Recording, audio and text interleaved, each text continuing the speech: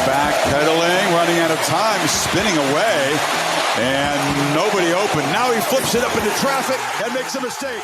Trying to force the play, and it's intercepted. BJ Mays rumbling down inside the 10.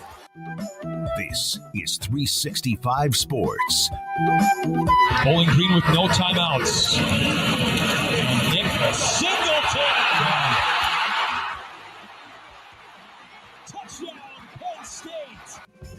365 Sports is presented by IdealMRI.com. High-quality MRIs for $497 or less. IdealMRI.com. Your health is important, so is your budget. Klubnik, undaunted, unafraid, complete, Turner, touchdown! 365 Sports is also brought to you by Texas Farm Bureau Insurance, protecting Texans since 1952. Why not?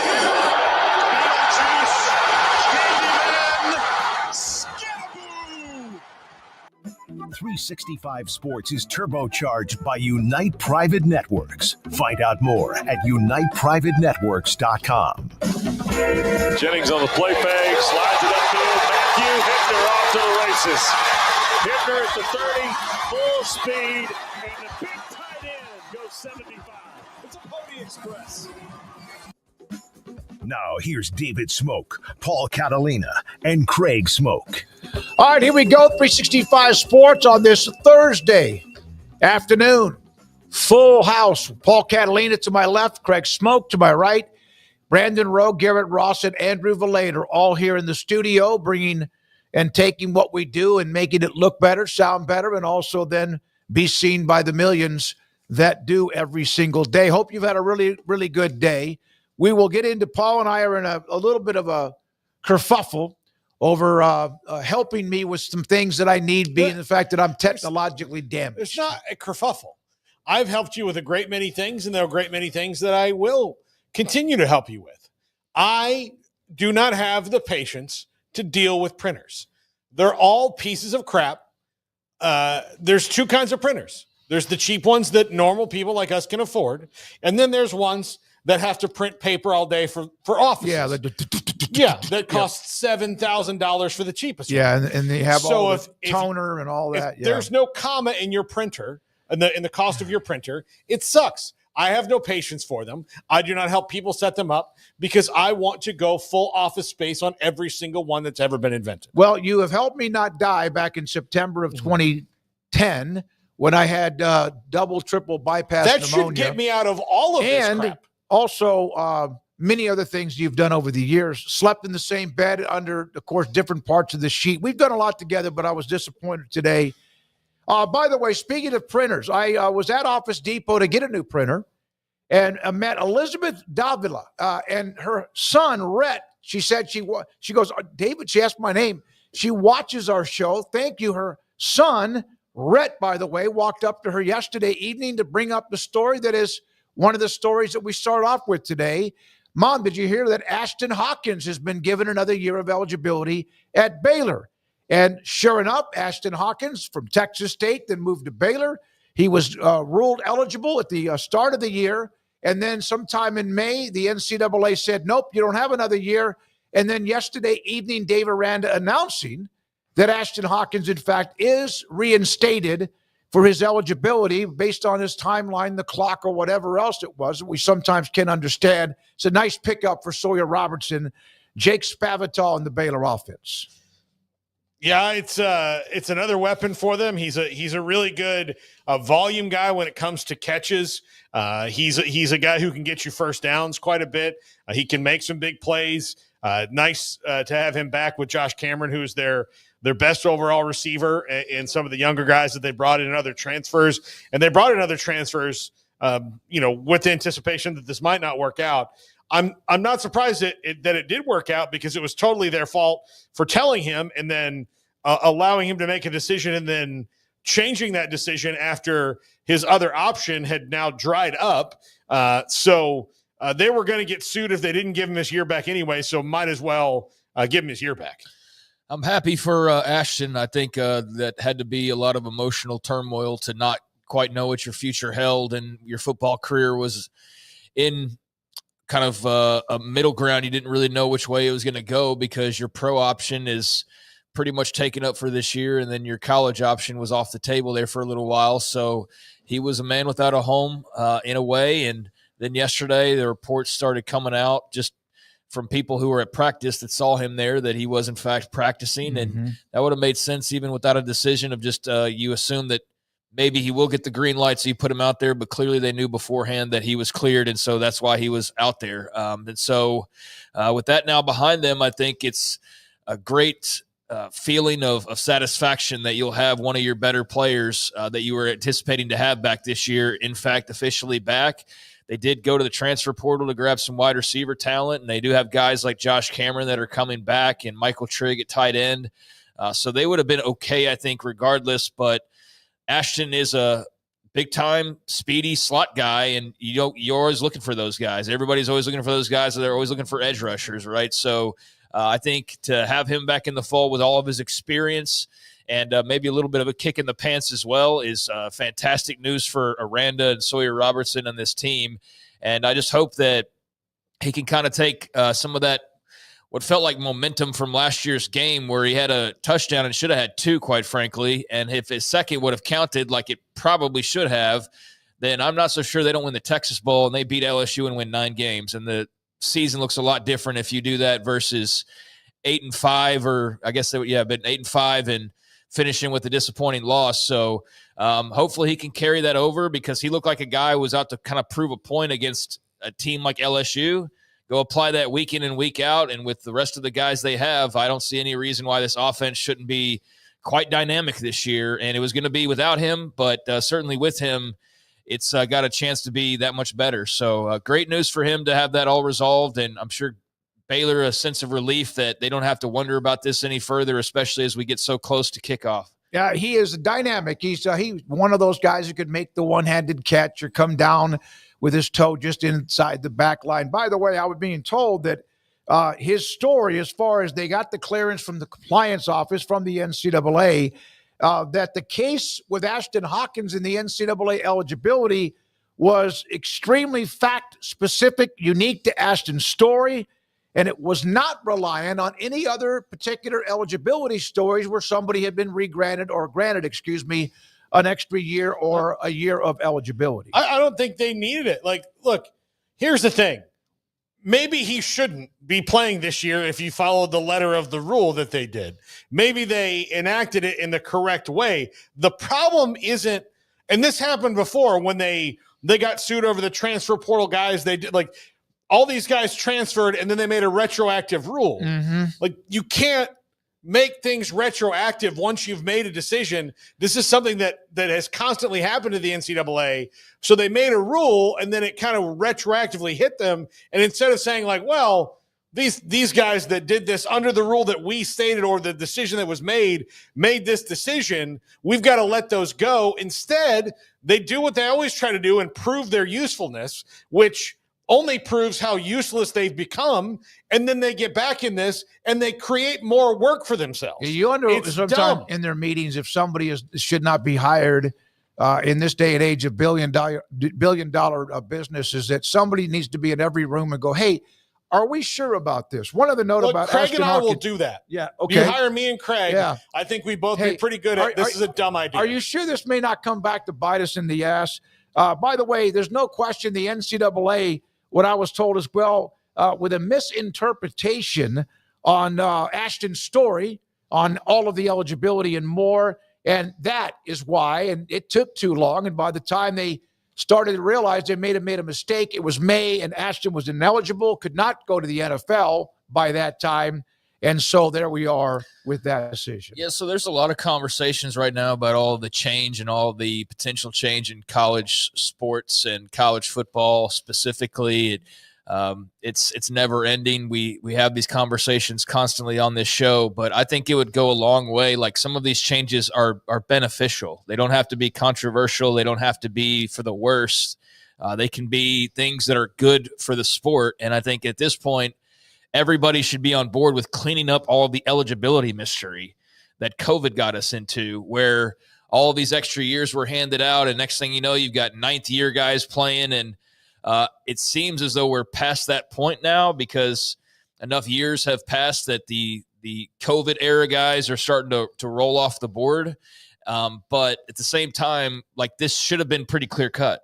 This shouldn't have been the NCAA gets it wrong, or that when they are trying to relay the specifics as to why they got it right or wrong, it's as confusing as it is. I mean, he played at Cisco. He played 3 years at Texas State. He played in multiple games every year at Texas State and then played all last year at Baylor. So he played 4 seasons, period. Mm-hmm. So he shouldn't have got an extra year. And then you say, well, his redshirt year, well, that means he would have redshirted this year. So he shouldn't be on the team, really, but that's great for him. But the fact that it was even this confusing to begin with, that he got it granted when he never should have, right? And then they go, oh, wait, no, never mind. We can't do that. Well, then now he's totally screwed because you screwed him because you told him the wrong information. That just can't happen. That can't happen. You have to be better at your job than that. But I can understand that they're as confused as anybody, especially when they're looking at probably the 15th player that day that's trying to get an extra year somehow or another. And you're having to go, so wait, is he is it JUCO? No, it doesn't count now because of Diego. So that whole confusion, it would go a long way for, I think, the sport to just clear that up. And a way to do it would be you got 5 years, boom, nothing else, no 6, no 7. You got 5. And I think everybody could stand to gain from that and clear up some of this confusion. I think also that there's so many big stories out there that are being handled that some people forget about just the nuts and bolts of fundamentals of what's going on with eligibility and more. And so when you never fix really anything and you let the big stuff just continue to fester and never get fixed, even though you're trying to fix it over and over again, like you're sitting there and you keep worrying about the big part on your car that you're trying to rig up so that it just lasts a little while longer before it breaks down, but you're completely negating that you haven't changed your oil in 2 years. Yep. And you got to do the small stuff too. You got to check the air in your tire every once in a while. So this isn't the biggest deal in the world, but I do think if you just took a couple people and said, let's clear up this eligibility issue, that would be better for everybody, starting with the players themselves and obviously the coaches and then eventually the fans. But I'm glad this got resolved, and I'm glad that Ashtyn Hawkins is getting his opportunity to go out and know that this is it. There's no more years after this either, Ashtyn. No pleading for anything, not that he would. But, yeah, I mean, it's great news for Baylor, that's for sure. And I think he could stand to have a really big year. But I want to see that guy that we saw in the LSU bowl game that looked like he had a point to prove because he thought it was his last game or because he was playing LSU, whatever that was, bottle that up and bring that over and they stand to have a pretty good offense and wide receiving core this year. BYU, remember the quarterback situation because of Jake Retzloff and what happened with that. He's now at Tulane. According to Jerome Jordan, one practice, but Bear Bachmeier had an equal opportunity with snaps with Hillstead and Trayson Bourget for the starting quarterback spot. Rare for a true freshman, but they're trying to figure out who's going to be their quarterback. We talked to many different people in the last, 6 weeks or so about who might be the favorite. Hillstead's a guy that everyone thought might be the favorite. There's some great things about Bourget and, of course, Bachmeier, the transfer with his brother from Stanford.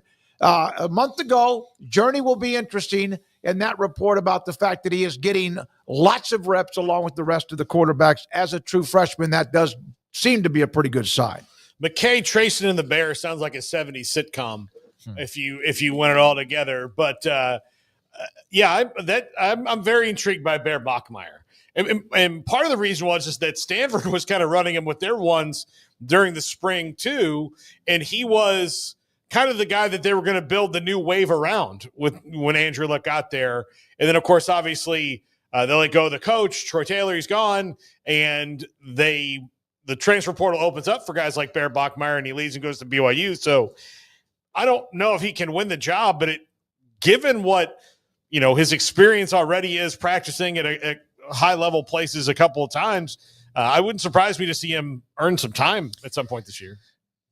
I'm not going to read too much into this. I mean, it's day one of camp, but that's encouraging that all three guys are getting their reps. I don't know what else you'd expect, though, other than they would all be getting reps right at the beginning of camp. But I guess if you want to try to grab onto something to get excited about, then the fact that they're, I guess, at the beginning giving the freshmen some reps as well is good news, and especially if you're rooting for him to eventually win the job. But, yeah, I mean, it's like it says here, still a month to go. It's one practice, so it's not the most enlightening thing in the world, but it is something to keep tabs on because this is an open battle that Kalani Sitake's talked about, and I did find it cool on his part, not surprising, but classy as ever. Kalani Sitake, I guess, was asked about Jake Retzloff ending up at Tulane and had some nice words for him, and he's handled that situation gracefully as you would expect him to, but nice to see him being encouraging. But back to his regular guys, let's see how this month plays out. They got a lot of practices up until game day,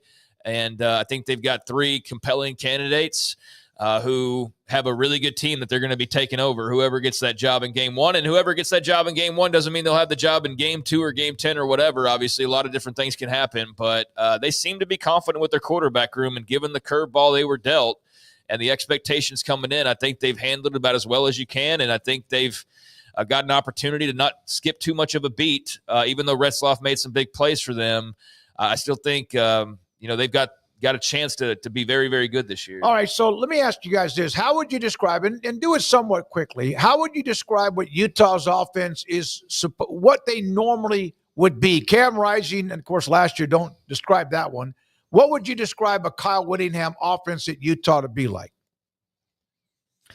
Run heavy. I don't know. I didn't watch a lot of Utah football. Well, you're smart. Days. It would have given you a headache. Paul, how would you describe Utah football, not last year, but over the years that they have made this run into the top of the Pac-12, and then, of course, a team that played in a Rose Bowl and a really good football program? I would say fairly balanced with a lean towards the run, though. All right. Based around the run, not wide open. Okay, here's Kyle Whittingham, not the audio, but Kyle Whittingham after practice, their first day, saying the offense will be a no-huddle offense that operates with tempo, but it won't be ridiculously fast. So a little bit of a change up with Eric Dampier at quarterback, and, of course, where they are, and boy, do they need a kick in the butt and some juice after what happened the last year or two with the injury and Cam Rising. Well, I mean, look, you got Devin Dampier now. I mean, he's a guy, you don't get a sports car and then drive it in the mud. You open it up on the highway, and that's the kind of player, dual threat quarterback he is. So, plus you've hired a new offensive coordinator. That's why you have Devin Dampier in the first place, because he came with him. So, yeah, you brought in a new offense to change things up and be a little less predictable. But yeah, I don't see him going. I think the Bryles type tempo would probably annoy him. especially because you have to practice that way. It makes it really hard in the closer games when you have to sit on the clock. It looks like they've got ants in their pants waiting for that play clock to go down and run out the clock. So I would say this is kind of the new spread open thing. The spread open, like you have a lead, no timeouts for your opponent. You have the ball. There's 28 seconds left in the game clock. The play clock hasn't started yet, and you still want, like, you get like ants in your pants, as you said, that you got to go take a snap. And it's just because they practice so fast.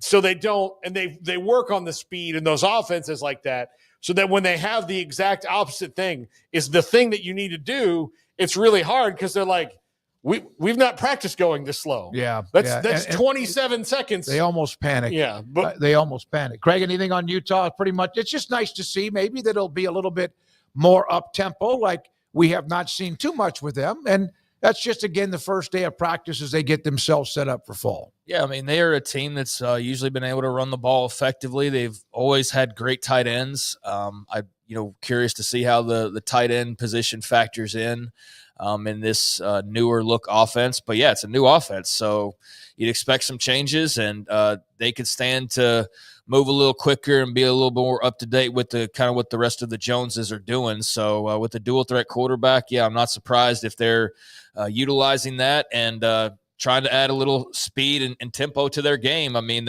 that's what pretty much everybody across the country has done in some form or fashion over the recent years, and stands the reason after a year ago that, yeah, Utah needed a massive freshening up. So this isn't, earth-shattering or anything the Big 12 defenses wouldn't have seen for the most part, but it is new for Utah, and with their new quarterback and their new OC and some of the other newness around, I think that's a reason why you see so many people high on the Utes. But, man, you're going to really have to convince me next year if they stumble along the way they did this past year.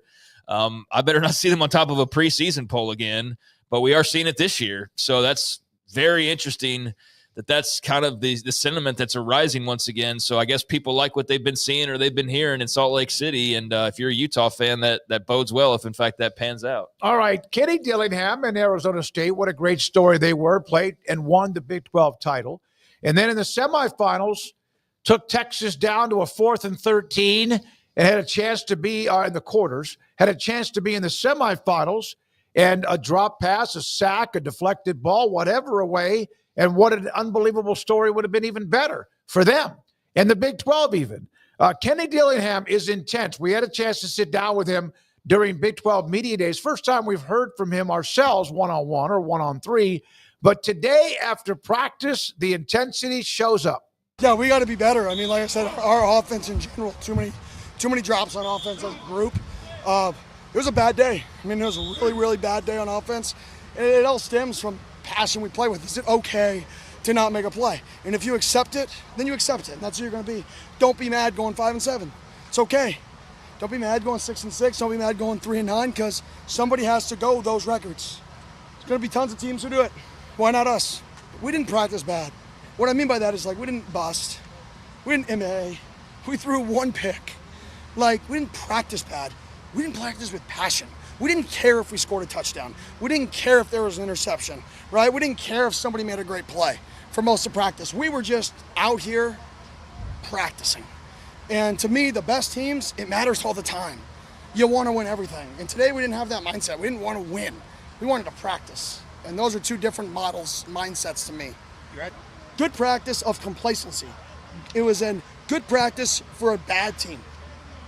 It was an average practice for an average team. That's what today was.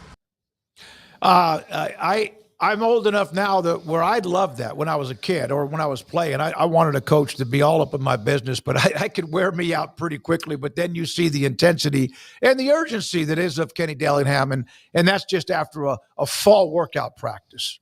I like that he doesn't have any level of BS to him, really. And I thought that, like, right off the bat when they asked him about, how he felt about the administration, kind of cutting their legs out before the season.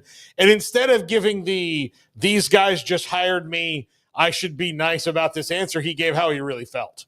And so that the thing about that is if you're a player, if you're everybody, that works in every direction. So if he doesn't like practice, I know for the Arizona State is that tomorrow is going to kind of suck.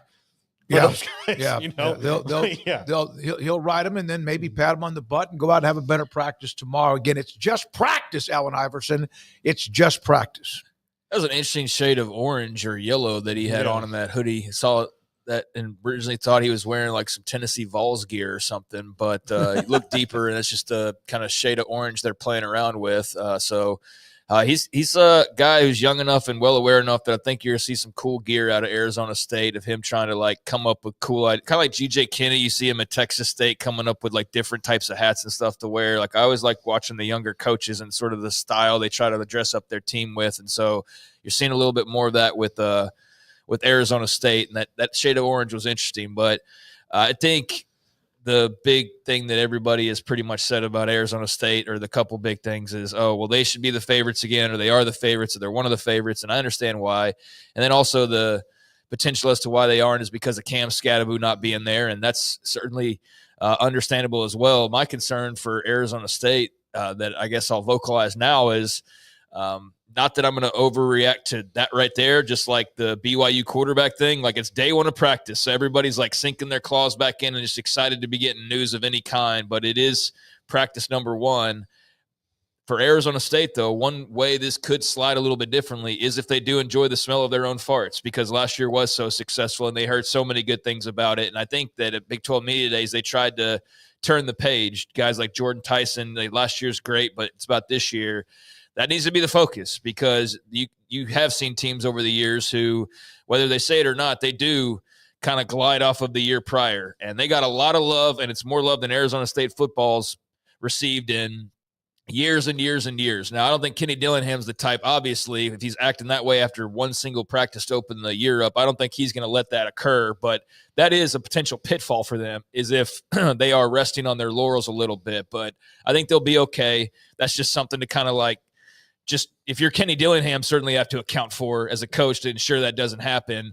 And I think with the kind of attitude and energy he brings, it would be exhausting, I think, to be around him. Like with my personality, especially, I'd be like, all right, dude, I got to take a break from you, but also very lively and fun to play for. And so I think, yeah, they're sitting pretty with him as head coach. The fact that he's alum is like hitting the lottery. And the fact that you had what happened last year and then to bring so much of that back, Scatterbo notwithstanding, I'm really excited about what Arizona State can try and turn into here in the next couple of years, and how Kenny Dillingham's profile could be raised as well. But yeah, super intense dude. And that's also part of the magic that got them into winning the title last year. So yeah, it would be exhausting, but exhilarating as well. I would imagine it would. Yeah. I mean, back when I was 30 or even 50, maybe I'd be all into that. But yeah, that would probably make like a puppy that just won't stop. That you just, please, can you take a nap? So there we are with Kenny Dillingham. Also, one other note about Arizona State, our buddy Chris Karpman had this note that they're going to fundraise for an indoor practice facility adjacent to Mountain America Stadium that would also double as a premier air-conditioned tailgating venue that he said and alluded to being that par 3 at the Phoenix Open, the TPC, where they are just lit up from the time they get in their seats on that stadium course type look. Yeah, that would be awesome, and there'd be no better place to do that than Arizona State. And I'm surprised more places don't have like an air-conditioned area in the South. I mean, maybe it's just one of the new fancy things we're thinking about, but what better way to help get this done, though, in an era of donor fatigue of, here's the thing, if I'm giving you all this money for these players and then you come and ask me to build a facility for the players, you're like, so I'm paying for the players, I'm paying for when they work out. Like, what's in this for me? Yeah. And you're like, oh, well, here's what's in it for you. This is going to be the coolest tailgating thing. And since it's hotter than hell here in the early part of the season, especially, we're going to have a really premier tailgating experience in that area that you, as a donor, will have full access to. Yep. So pretty smart way to get this done, maybe a little bit faster. Yeah, it's a really ingenious idea to incorporate the fans and give them a spot that would maybe be more enticing to spend their dollars because it is multi-useful. And looks like it would be a pretty cool deal if you go the route of what the TPC, is that what you said? Sawgrass. It's always the week of the Sawgrass Super in Florida. Yeah, TPC, it's a player's Arizona. Yeah, Okay, in Arizona. It's in Phoenix. The garbage can Just open, the waste Scottsdale. management. Yeah. I know it always has to do with Garbage can trash, open. which is, I guess I remembered it, but Yeah. I also was thinking of trash. So We went to that. I've gone to it a couple of times, but it's in Scottsdale. yeah, it's become like, it feels like a very big like barstool like event now at this point. But that's a cool idea. And he said further that if they can raise the, I guess like 15 million that they need, they can get it built up here in a couple years and have it ready to go in 2 years. So they're trying to get it funded in the next 5 months, $15 million. They have 5 out of the 15 already accounted for. So they need another 10. And I think that's cool to draw inspiration from what's become like a viral thing for golf fans, and certainly ties in with Arizona State and what their reputation is as a party school. So that could be really cool if they pull it off correctly. And I like that idea. That's thinking outside the box, and hopefully, and I'm assuming the donors will step up and make that a reality. You would think so, and have given them a reason to get kind of back engaged after what they did. But again, you got to continue, not just be a one-year wonder. I don't think they will be, but we'll see. They do have an indoor, but it's like old as hell, and it's kind of like separated, and it's not up to snuff. There's some of the bigger schools in America, and they're one of the bigger schools, if not the biggest school in America, that have gotten behind, even though they've got some bells and whistles and some cute things here and there and some flashy and dash. But the indoor facilities at times can get antiquated before you know it if you're not careful. Well, it's not the 17-year-old Dickey Dome, pressurized, inflated dome on the corner of Rural and 6, not a permanent structure. Fire code restrictions prevented from holding enough people to be used as the tailgating venue. It's about a 10-minute walk to the stadium. Players have to ride in golf carts or other vehicles to shuttle. So kind of like what Texas had there for a while. Yep. It sounds familiar to that. And so, you'd like to have that be a little bit more comfortable. So, cool idea for Arizona State. We will have guests today. We'll have a couple more headlines. Chris Lowe from ESPN with a lengthy article about looking at the 2025 college football schedule in about 20 different ways. He'll join us today. How about this? Mike Golic Jr. He and his dad do that Golic and Golic podcast on FanDuel. He'll join us today at 4:25. And former 3-time Georgia All-American linebacker David Pollack will join us today at just after 5 o'clock. Yes, we have Off the Radar. Yes, we have the top 5. Yes, Andrew's already put up a poll, and we'll have the poll results at the end of the show today. What else? We'll do the legal stuff later. There's some news on the NIL, yet another ruling. One of the best email or Twitter responses to NIL Collective and what the College Sports Commission and what they're doing. We'll do that a little bit later on. So I've been doing this for a long, long time, probably combined longer than Craig and Paul combined. Excuse me, how long? But these preseason polls, I have never, ever seen this wide of a margin. Not even when Oklahoma dominated the Big 12 for what seemed like most every year over about 15 years with Texas or Oklahoma State or Baylor among a K-State getting themselves a championship. Look at the vote total. Oh, it doesn't show the vote total. 167. It does up the top. 167 first place votes. Miami with 7. I know they're loaded. My God, this is as wide open as I've ever, wide a gap as I've ever seen. Do you think that Rogue has budget for a nurse for you that we can just bring in? Like when you miss stuff like this, she can bring you soup and like a nice cup of tea. I would like just to like stay a here rocking after this. chair. I'd like give me a cot over there in the corner. Rocking chair. Be like Joe Gibbs, stay at the office. I just worry. Where did the votes come from? But look, this is the life in the ACC. This is essentially how it's been since 1992 when FSU got in. It's either FSU or Clemson dominating it. Now there's going to be some one-off seasons where people are like, I don't really know what's going to happen. But that's just because but 167 it's ridiculous. And look, why would you think that Miami, after having the Heisman Trophy winner last year and falling on their face in big moments because he was the only thing that they really had, could really win this league over Clemson? FSU shouldn't have 4 votes, but happy for it. You know what I see? Georgia Tech has and SMU have too little. Virginia Tech getting one is insane. You know what I read out of this, Craig and Paul? There are no homer media in the ACC. There's no random Virginia or no, they're just realistic. Yeah, there is Virginia Tech. Yeah. Hey, that guy's good. That coach, he's on the hot seat. But maybe the one hokey There's at least one media member. Yeah, I can see the other ones getting at least a vote or two, although Florida State might still be based on who they have been for many, many years, except last year. I don't know. I'm sitting here trying to recall if there's ever been a preseason poll that's had a wide gap to your point, and I don't know. I don't remember them all that well. I know in the Big 12, typically Oklahoma, even though heavy favorites, Baylor would make it interesting in certain years. Texas would always have state media, at least give them a few votes, and then just because. Yeah, and then TCU certain years, for example. But no, I mean, this lopsided, I don't know that I've ever really thought about it. But now that I am, I don't know that I've ever seen one as lopsided as this. And, yeah, there's definitely homer media. Virginia Tech's got like a 6.5 over-under win total. So that's definitely somebody who's given them a little bit more love than, well, anybody else in the entire country. So that would qualify as, I think, your random vote, like the people who have voted, the two people, I think it was, that voted for Vanderbilt, for example. But, hey, no harm, no foul. Georgia Tech's a really compelling team this year. I think Haynes King, with a actually healthy body, or as healthy as he can be at this point, is a super fascinating wild card in the ACC.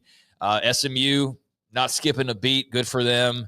And then, I mean, Florida State and Miami, I don't think you're expecting Florida State to bounce back to playoff contender a year removed from that debacle. And Miami's good, but Clemson's just clearly, with Kate Klubnik no longer much of a concern. I mean, they're just a no-doubter. And I think they're pretty much on every playoff scenario that I've seen in about every part of the summertime that we've had those various projections come out. Clemson is a constant in that, along with a Penn State and then maybe like in a Texas and Ohio State. They are expecting big things in Clemson, South Carolina this year, and pretty much everybody's expecting them to win the league. So anything short of that would be a pretty big disappointment. But I do think Georgia Tech, Miami, SMU, they could make it interesting. All right, there we are with that. I just if it would have been just a normal vote, I'm not even sure. We probably put up the image, but the 167 to the next person at 7. It was. I thought that really blew my mind. I thought Dabo lost touch, and he was going to be out of college football soon. Remember, like 2 years ago, when they were all ready to kick Dabo out because he wouldn't get with the times. Now, granted, he has gotten with the times, but it was all feels very foolish. Like 2 years later, when he's right where he was always. I was very critical of him, but I never said like he was going to be. I thought he maybe was doing it because he was idealistically, he just didn't want to do it. And then eventually he'd get tired of it and leave like Saban did. But that's not the case with him. I didn't think he's not like, you watch their games, like he's not gotten bad at coaching. He was just, they were taking lumps in spots where they could have gotten veterans and they didn't. And now that they're doing, nobody was telling him to go do 50 people a year. But if you get 5 in the spots where you only have true freshmen, if they're paying attention, they're going to get 5 that want to be there. Yeah, exactly. Good, yeah. And the thing that always was nuts to me is, what about those guys that went to Alabama and not Clemson, where Clemson was their second choice, and now they want to leave? It was just like, no, you're dead to me now. Yeah. That's kind of silly if 2 years later they're ready to go and you do that. So. All right, Chris Lowe, I agree, Paul, with what you said about that. Not that you have to go get a chunk of them, but maybe a handful. When we come back, Chris Lowe, ESPN, have a really good schedule today. We'll look at A&M. Speaking of schedules, during the show today, as we're down to 2, A&M and then Vanderbilt tomorrow. Thank you for your time. Please subscribe if you haven't to 365 Sports. Now at Bird Collision Ford, we're bringing you an offer that's as big as America. Employee pricing for everyone. You pay what they pay. That means you drive home a new Ford F-150, Bronco Sport, Expedition, Super Duty. From America, for America. Employee pricing for everyone at BK Ford. Looking to sell your vehicle? Get top dollar for yours today. Don't miss out. Employee pricing is available for a limited time. Visit us anytime at bkford.com. Experience better at BK Ford. I'll never get used to this. I'll never get used to this. This This is how I wanna live. Forever we'll be singing like, oh, I'll never get used to this. I'll never get used to this. I'll never get used to this. This is how I wanna live. This is how I wanna live. Forever we'll be singing like, oh, I'll never get used to this.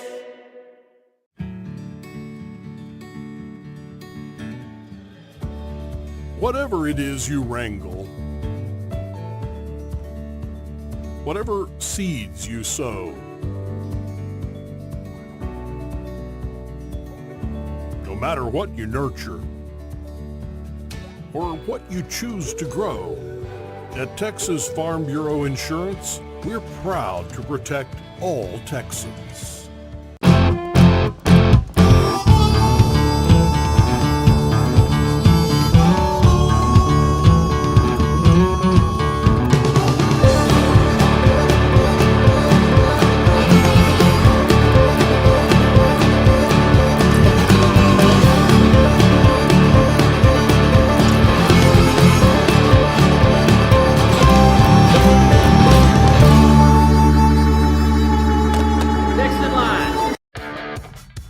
This is 365 Sports. The 3 o'clock hour is sponsored by Waco Custom Marketplace. Meats, sweets, Texas treats, and a cut above the rest. 425 Lake Air Drive, Waco. The annual deeper dive into the schedules. Chris Lowe and ESPN joins us on 365 Sports, and a lot of things about the teams, of course, will probably be the ones at the end playing for a national championship, but some of the nuances and uniqueness of the schedules too. Chris, thank you very much. Thank you very much for your time. Is there a part of all of this? And it's like I printed out your stories like 12 pages long, but was there a part of it or two that probably tweaked your interest the most? I had a chance to spend a good portion of the summer on that. At least 3 or 4 weeks. So I'd go back and I'd look at team schedules. I go back and I look at schedules in the league. I'd look at teams stretches, who they played without a bye, for instance, how many games in a row in league.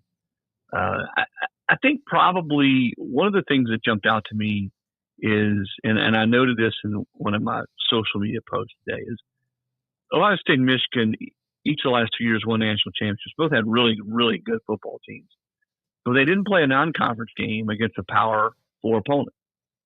And I don't know if you believe in history or irony or whatever. Penn State, I think, is going to have James Franklin's best team this year. Well, they also don't play a game against a Power Conference opponent in the non-conference part of their schedule. So does that mean anything? I don't know. I do look at things like at conference games. There's imbalance in conference schedules, especially in the SEC. Here's a great example. Florida should be a much improved team this year. I think they will be, especially if Flagler's healthy quarterback. But they're the only team in the league that has to play Texas, Georgia, and LSU. And then you go look at Missouri's schedule, for instance. Missouri doesn't play that gauntlet of teams. So even within conferences, people talk about schedule strength and who's got the hardest schedule, how many games you play in a conference. Even within the conference like the SEC, everything is not apples to apples. Chris, we've talked about Florida a little bit when it comes to their schedule on the show, and it is wild that it is how it is, especially given that they've got A&M on that schedule. They already have Miami in the non-con and all these things. It's one of the crazy toughest schedules you've seen, and if they get off on a roll, Billy Napier is going to get an extension. If not, then Florida fans are going to get mad at him again. But it maybe not even his fault. No, their schedule the last 2 years has been ridiculous, and they were not a very good football team. I was at the A&M game last year, the third week, and A&M just bullied them, beat them up. They didn't just beat them; they beat them up. And I walked away from that stadium that night thinking, Napier's not going to make it. There's no way. That was 2 home losses in a row. To his credit, though, he didn't lose his locker room. He held the team together. Lagway came on and filled in when Mertz got hurt, and they were really good down the stretch. But that's the nature of really college football now, and certainly in the SEC, is if you get off to a bad start, certainly if you've not had, a a long stretch of a lot of success, and he hasn't. I mean, he came back and they won a lot of ball games last year, but no, they'll be right back on it. Same way at Oklahoma with Brent Venables. I mean, they need a good start. Auburn with Hugh Freeze needs a good start. I'll tell you what, people have sort of latched on to some of those non-conference games to open the season. There are a lot of good ones. LSU Clemson's great. Ohio State Texas is great. Alabama Florida State I think will be a good one at Tallahassee. To me, the underrated one. I think it's one that probably is most important. If you picked all the teams that are playing those, marquee, quote unquote, marquee non-conference games to start the season, I think the one that's most important to the two teams is Baylor Auburn. Because if Auburn goes to Baylor and can't win, then it's going to get nasty on the plane. And I think at Baylor's same thing with Iran. If they can't hold serve at home and beat Auburn, and I don't really know what if there's the early spread on that game yet. Then I think probably people there in Waco are going to be pretty upset. So I think for both of those coaches and both of those programs, that may be as important an opener as anybody that plays that first weekend. Chris, you mentioned just the reality of realignment and bigger conferences is that scheduling kind of gets messy, but there's also this big offseason conversation that's been taking place that the future of the playoffs sort of hinges on in some ways. And we play this many, you should play this many, the old song and dance. And then you have teams like Indiana who are saying, well, we're not going to play any tougher than we are because you guys aren't. Is there any solution out there to trying to balance this out, or is it just going to kind of be all over the place the way it feels like it is this year with some teams clearly attempting to schedule as easy as possible and other teams that are facing much tougher gauntlets? Yeah, you can't really legislate how people schedule. And every conference, the ACC and the SEC right now are content to stay at 8. I think the SEC will get there to 9 games. Will it be in time for the 26th season? I don't know, but there's enough of a push. Greg Sankey, the commissioner, certainly wants to play 9. I think there's more money that will be out there on the table, TV money for SEC schools if you play that 9th conference game. Coaches don't want to play it because they'll feel like, hey, we're in the SEC. We don't feel like we're going to get enough credit for playing another SEC school from the playoff committee. As they point to last year, Indiana, schedule was not real hard. They got in, South Carolina didn't. And we can sit here all day and debate that. And Roy Kramer, the old SEC commissioner, and the godfather of the BCS, told me this, 25 years ago. He said, we're always going to be arguing in college football about the postseason format because college football is really a sport unlike anything else. You don't play the same schedules. You, as I pointed out a minute ago, schedules in the conference are different. Conferences are different. They're created equal, and it's just not apples to apples. I don't know that it can ever be apples to apples when we're in different. Now, do we get to a point where there's one super conference, some, whatever you want to call it, the elite conference in college football, there's 40 teams, 42 teams, 38. And then you break away, you play your own deal with your own playoff, maybe at that point. But the way we're structured right now, I don't know if there are any easy answers. I do think maybe there is a way to combine the playoff committee with certain hard and fast metrics that everybody knows what they are and can see.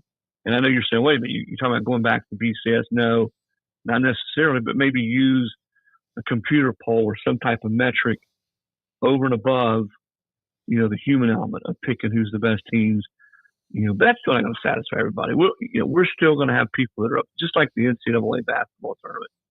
There's going to always be someone upset that if we go to 16 teams, which I think will help a little bit, because if you're going to 16 last year, well, South Carolina would have gotten in, Ole Miss would have gotten in, there wouldn't have been as much gnashing of teeth in the SEC, but still teams 17, 18, and 19 are going to say, what about us? So there is no perfect system. I don't think there ever will be a perfect system. By the way, Auburn's a 1.5 favorite in that game in Waco at the end of the month of August. Later on this, or not yet this month because August 1st tomorrow. How about the game early between Michigan winning it 2 years ago? Harbaugh leaves, and then they have kind of some drama again, just because of the transition. Sharon Moore's an OU guy. Oklahoma in desperate need of showing something early. How about that one as a game that sets the tone for either program? Yeah, I would put that number 2 right behind Baylor Auburn for a lot of the same reasons that you just pointed out. I mean, Oklahoma's got to show some improvement on offense. And listen, they didn't sit on their hands this offseason. They went out and really tried to address in the portal that the issue that's really sort of plagued them the last few years. They bring in, the kid from Washington State, who I think John Mateer, the people that have not had a chance to watch him play, in SEC country in that part of the world, are really going to have a lot of fun watching him. He's the only player, I think, in the country in FBS who threw for 3,100 yards and ran for 800 yards last year. And they bring in his OC, which there's not a new system to get used to. They've addressed offensive line, they've addressed some skill positions. So they've got to be better on offense. And I think that right away, that will be the litmus test, because Michigan will be good. Even though Michigan last 2 years has lost a lot of really good defensive players, they still are really good on that side of the ball. And you sort of saw that last year at the end of the season against Ohio State. So we get a chance to see right away how much OU has improved on offense, because Brent's always going to be good on defense. They're always going to be competitive and play, lights out on that side of the ball, but they've not been able to sort of get that right mix. And this is probably their best chance with the way they've addressed the portal. And so I guess we get some answers there. Big season for him in that program. You've seen Texas sort of take off the last couple of years. Certainly their first year in the SEC, they get in the playoff. There's no way the folks at OU want to see that gap just completely widen over the next couple of years. I was, just scrolling. I mean, this was such an in-depth and thorough article, Chris, about all of this. You mentioned Miami's schedule. They don't go outside of Florida very, very much at all, especially not early in the season. They, have replaced the Heisman Trophy winner Cam Ward with Carson Beck. The media poll was released today. They got 7 first-place votes to Clemson's 167. Why such a prodigious gap there? Clemson should be the favorite, but what is it that people aren't seeing with Miami when it comes to another year in the system, new defensive coordinator, and all that, with not maybe being able to close the gap? Yeah, I guess there's some doubt about what Beck will be. I was more of a believer in Carson Beck than a lot of people, and he was a little inconsistent last year. He got hurt at the end of the year, but I'm one of those who believes had he not gotten hurt, I think Georgia's got a great chance to at least get to the championship game. I think he was enough of a difference maker. So we'll see how he plays there in the new system. As for Clemson, I think it says more about Clemson than it does Miami. I spent some time with Dabo recently on campus. I'd be shocked if this is not his best football team since that 2015 to 2020 run. When they won 2, they played for 2 more. They were a top 5 team every year. This just looks like a championship level team. In the offensive line, they've got a 3rd-year starter quarterback in Klubnik. He's got every single one of his top receivers back. Defensively, they got 2 pros there on their defensive line, Wood and Parker. They bring in the kid from Purdue, the pass rusher, who was really good in the Big Ten last year. They just look like a really deep, talented, experienced football team, and I just don't see anybody on their schedule in the league that's going to beat them. Now, they play LSU out the gate. That's another one of those games we talked about, out-of-conference game. That game's in Clemson. I guess there's a lot of chatter about which one's the real Death Valley. But that's a big game really for both schools, and certainly for LSU because they have not played well to open the season the last few years. But I just think you're going to see in that game that this is a Clemson team that is loaded. And again, I really think we'll be back to where they were when they had it going there, from 15 to 20. They to me just look like far and away the best team in the ACC. So, as Paul said, there's just a lot of really cool notes in here. I like the way you kind of separated it into different sort of storylines as well. For example, one of them taking Saturdays off. Houston plays 3 Friday games and a Thursday game, which is just that's pretty crazy. But at the end, you mentioned a separate Big 12 team there in Texas Tech, who everybody's heard about this offseason, Chris. I mean, we've heard a lot about Texas Tech. You do point out that while the beginning of their schedule is very manageable, with Oregon State kind of a question mark about where they are, there is this stretch where Texas Tech will be playing a bunch of Big 12 games in a row, 7 straight Big 12 games without a bye from October 4th to November 15th, which would include BYU and K-State and Arizona State and so on and so forth. Just what do you make of all of the talk and the road ahead for the Red Raiders, and just big expectations, bigger than ever before in Lubbock? Well, and it should be. I think this has a chance and should be their best roster that they've had. It's certainly the one best that Joey's had there in Lubbock. But when I look at people ask me all the time, well, how do you think this team's going to do this year? What do you think? What's this race look like in this league? One of the things that I think helps me is when I spend the 3 or 4 weeks looking at these schedules, because your schedule so much plays into that. And as I was looking at the Big 12 and the 4 or 5 teams in that league that I think will be the best, and certainly Texas Tech were among them, that jumped right out. Jumped out. One of the first things that jumped out is they play that many games in league. League games are always different. You don't have a week where you step out and you play an FCS school, but you've got to play that many games in league in 7 straight weeks without a bye. And that's really difficult. It's hard. It's hard to recover. And think about when that stretch is. You go from October to November. It's hard to keep guys healthy. We talk about quarterbacks, but your left tackle goes down. When you're starting corners, you got to bring guys in that maybe aren't quite ready, and you have a tough loss. Then you got another game that next week. You got Arizona State, Oklahoma State, for instance, back to back. Then you go to Kansas State. Then you got BYU at home. That's just the kind of stretch that really tests you. It tests your depth. It tests your ability to get young players ready to play. So if Texas Tech, put it this way, if Texas Tech's standing there at the end of the year with a chance to play for the Big 12 championship, that's one hell of a job by Joey and that team to get through that gauntlet. And there's no game tucked in sometime in November, that you see in some other conferences because of how they feel like their conference schedule can be. So I thought when I read this, I was like, okay, this is because Mississippi State's not very good with Jeff Lebby, and then Texas is loaded. Toughest Power 4 home schedule, Mississippi State. Easiest Power 4 home schedule, Texas. That doesn't seem fair when you're Mississippi State. How much of that is they're not very good, Lebby's going to try to turn it around, or no, they actually, if you look at the teams they're playing, that's a tough run. Yeah, well, it's not great for Jeff. He's second year. He's completely over all that roster he's had to. But they played 4 playoff teams from last year. Now, granted, if you're a season ticket holder at Mississippi State, you're like, it's pretty cool. We get to see Texas come in here. We get to see Georgia come in here. We get to see Tennessee come in here, and Arizona State, who was also in the playoff. And then at the end of the year, Ole Miss goes to Starkville. But if you're a head coach, you're like, wow, but they had to play those teams away from home last year. So you're essentially flipping that from a year ago. So you'd rather get those teams at home. It just goes back to, remember, this schedule this year and the one last year was the one the SEC made up.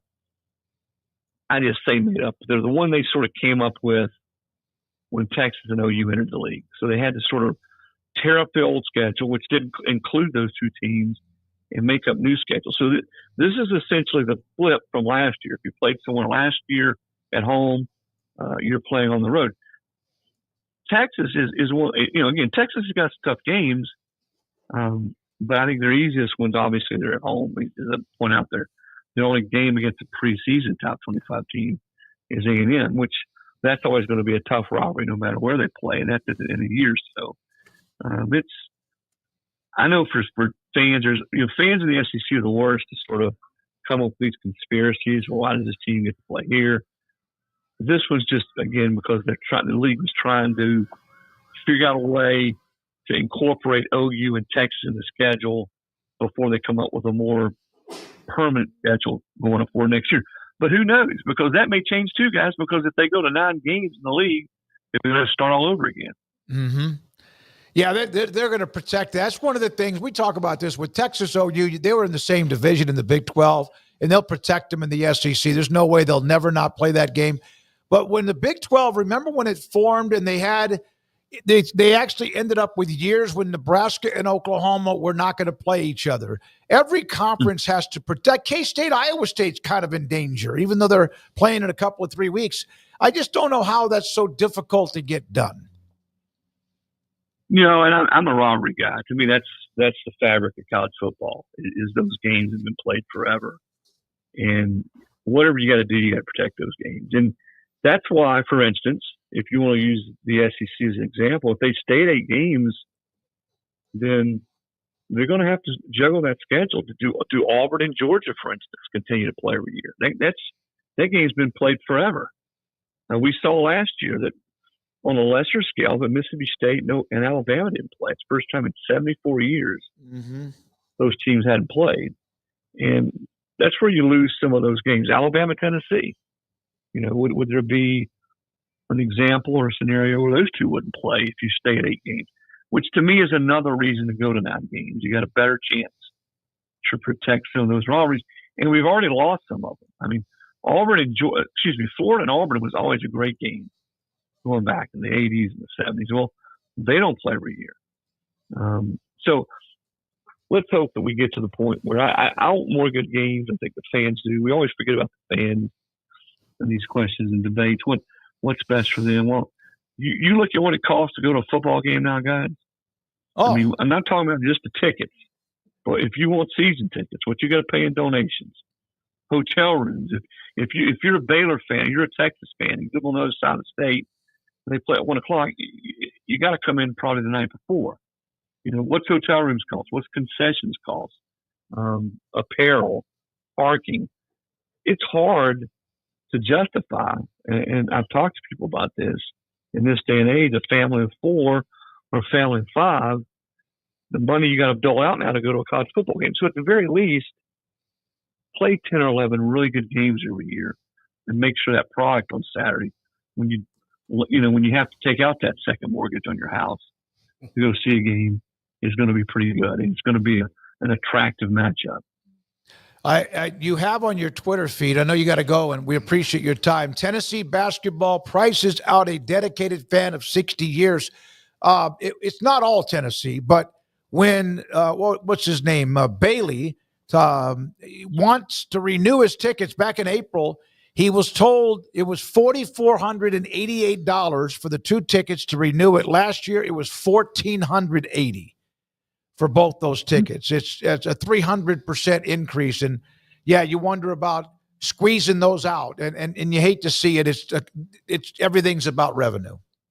Well, I understand the business part of it, especially now that you're having to come up with $20.5 million in rev share to pay athletes. I get that. You got to find that money somewhere. But and this is the message that I'm trying to send is, why does it have to be so much of that burden is placed on the fans? You got coaches making, average coaches making $6-7 million. ADs are close to $3 million. What about the dead money that's out there? That schools have made boneheaded decisions and they've had to pay coaches $20 and $30 and $70 million not to coach. So don't tell me that these schools don't have some money and everything's got to be placed on the fan. Do yourself a favor, walk through the athletic department at Texas or Tennessee or Georgia or Penn State and see how many desks, how many people are working in the athletic department now. As one of my buddies said, it's like walking through the IRS. There are desks everywhere. And these guys are making $30,000 and $40,000 a year. They're making good sums of money. So there's got to be a way to appropriate the money to where people like this gentleman you mentioned from Tennessee, who's been a donor since the 60s, doesn't get squeezed out. Chris, just to follow up real quick, if I can on that, that's one of those things that the coaches wanted more staff, and they want more staff on the field. They had made a rule that limited all that, and then they changed that rule and just opened the floodgates. So, I mean, it just goes back to the leadership they don't really have direction or ideas on how to do things, is to spend more money and charge more money. Yeah, and I'm not an AD, and I understand it's probably a tougher job than anybody could ever imagine in this day and age. But it's not just football staff. I mean, we're talking about marketing staff and social media staff and and fundraising and all the people now that the payrolls of these staffs are incredible. I know they're looking for ways.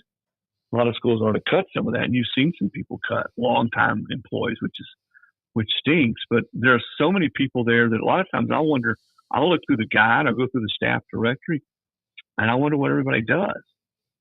And so that's those are the types of things I'm talking about. I know as a kid, and I put this out there, as a kid, there's no way my family could have afforded to go to multiple games in a season.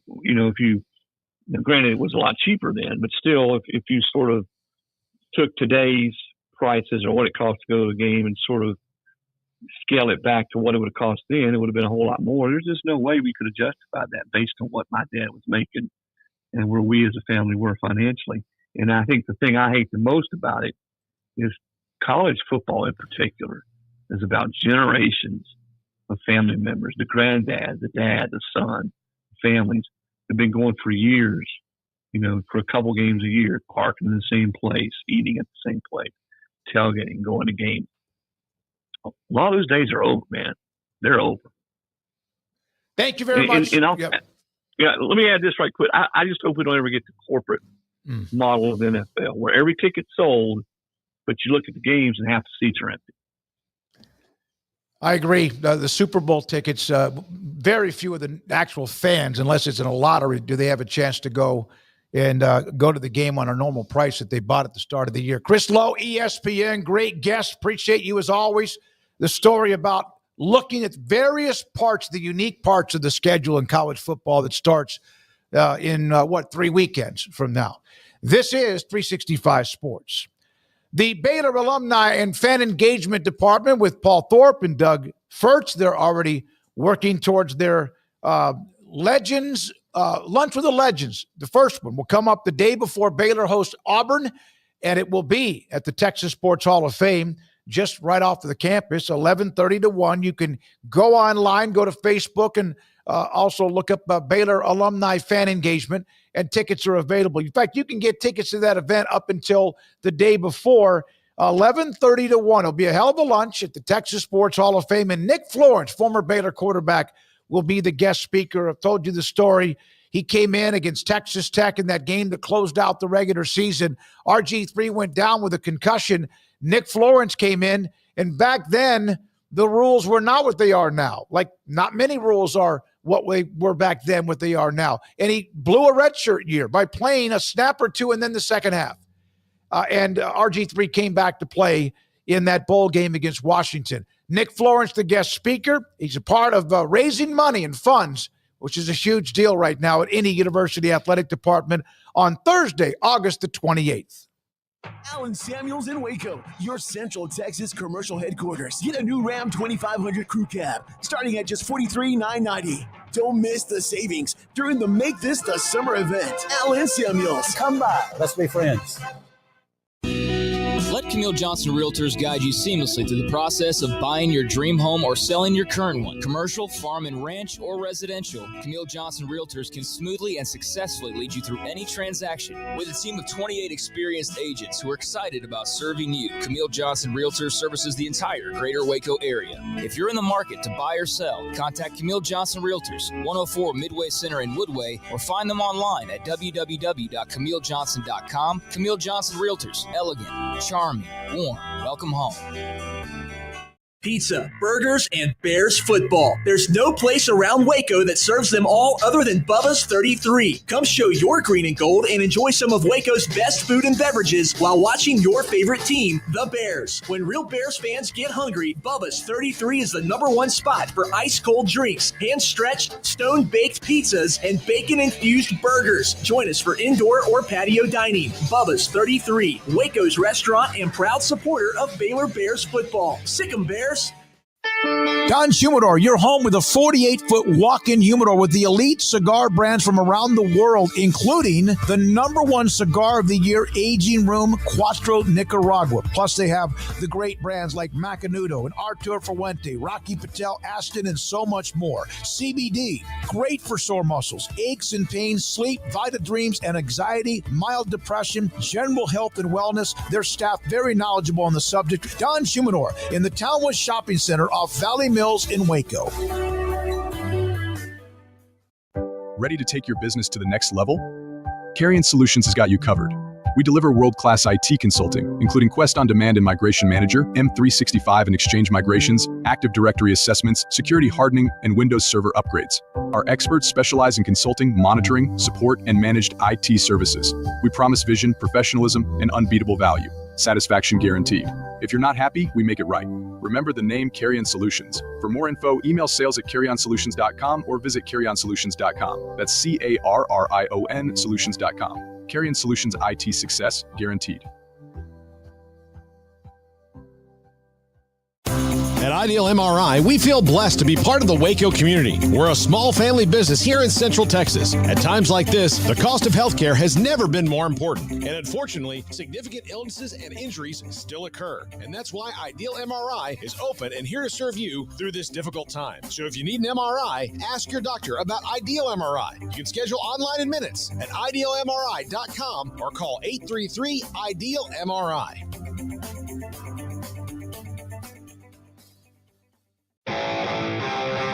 This is 365 Sports. Text us at 254-339-1122.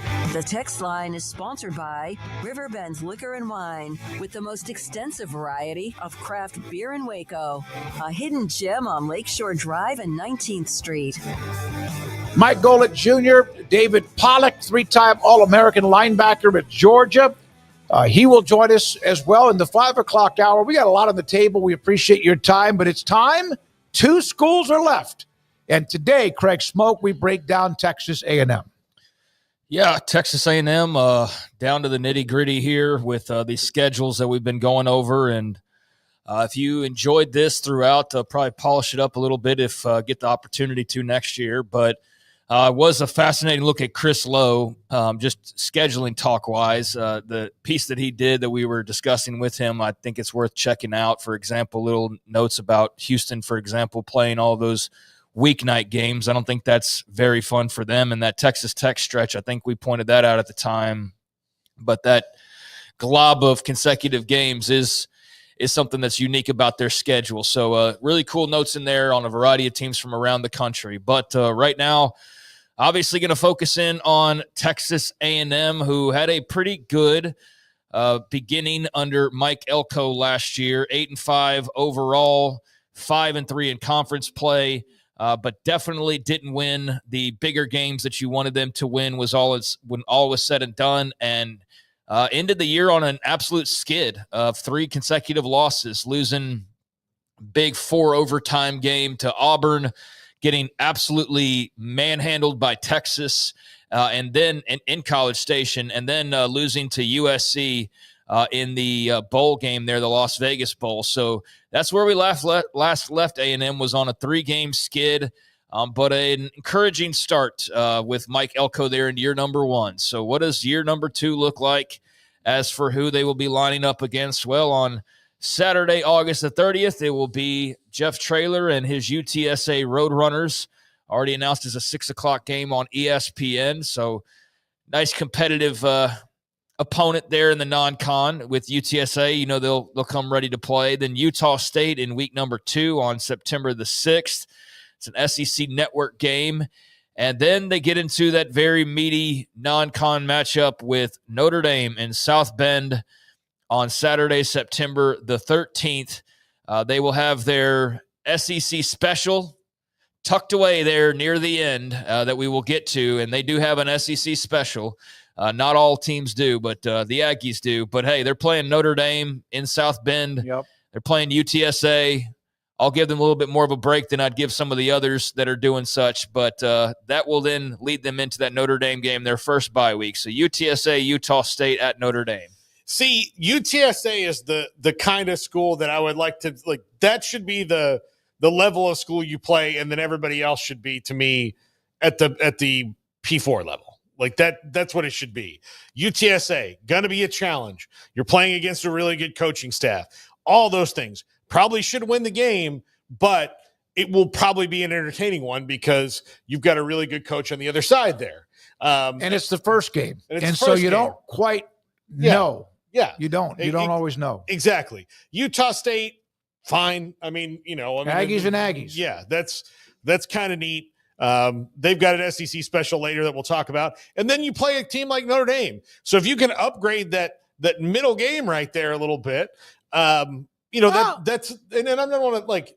I think those three are fine. It's probably fine. And look, at Notre Dame's great. They have, I don't want to say they don't have a rivalry with Notre Dame, but they've got an interesting history of playing each other. Sure, they played in the Cotton Bowl. Played the Cotton Bowl a bunch of times. They played last year. Last year. They've had some home and homes over the years. So yeah, they had, R.C. Slocum sent some coaches up there, like Bob Davie and all that stuff. So yeah, it's a good thing. So I like this first part of it. I would think that anyone who has a schedule similar to that, depending on the names of the schools, but all similar at styles and how good they are or should be, that'd be a good non-conference schedule for everybody to play. Yeah, it's a good non-conference schedule. It's exactly fine. The problem is that fourth game that's there on November 22nd. That's what the problem people have with schedules. But I think that if you just left it as is and that was a 9th SEC game, then they'd have one of the better schedules in the country potentially. But I think without that, it's still one of the better non-cons, having a couple of opponents, especially one on the road, that are going to potentially challenge you. And I say potentially just because I don't know what UTSA is going to be exactly. I know they'll be ready to play, but I don't know how good they'll actually be, but respect it.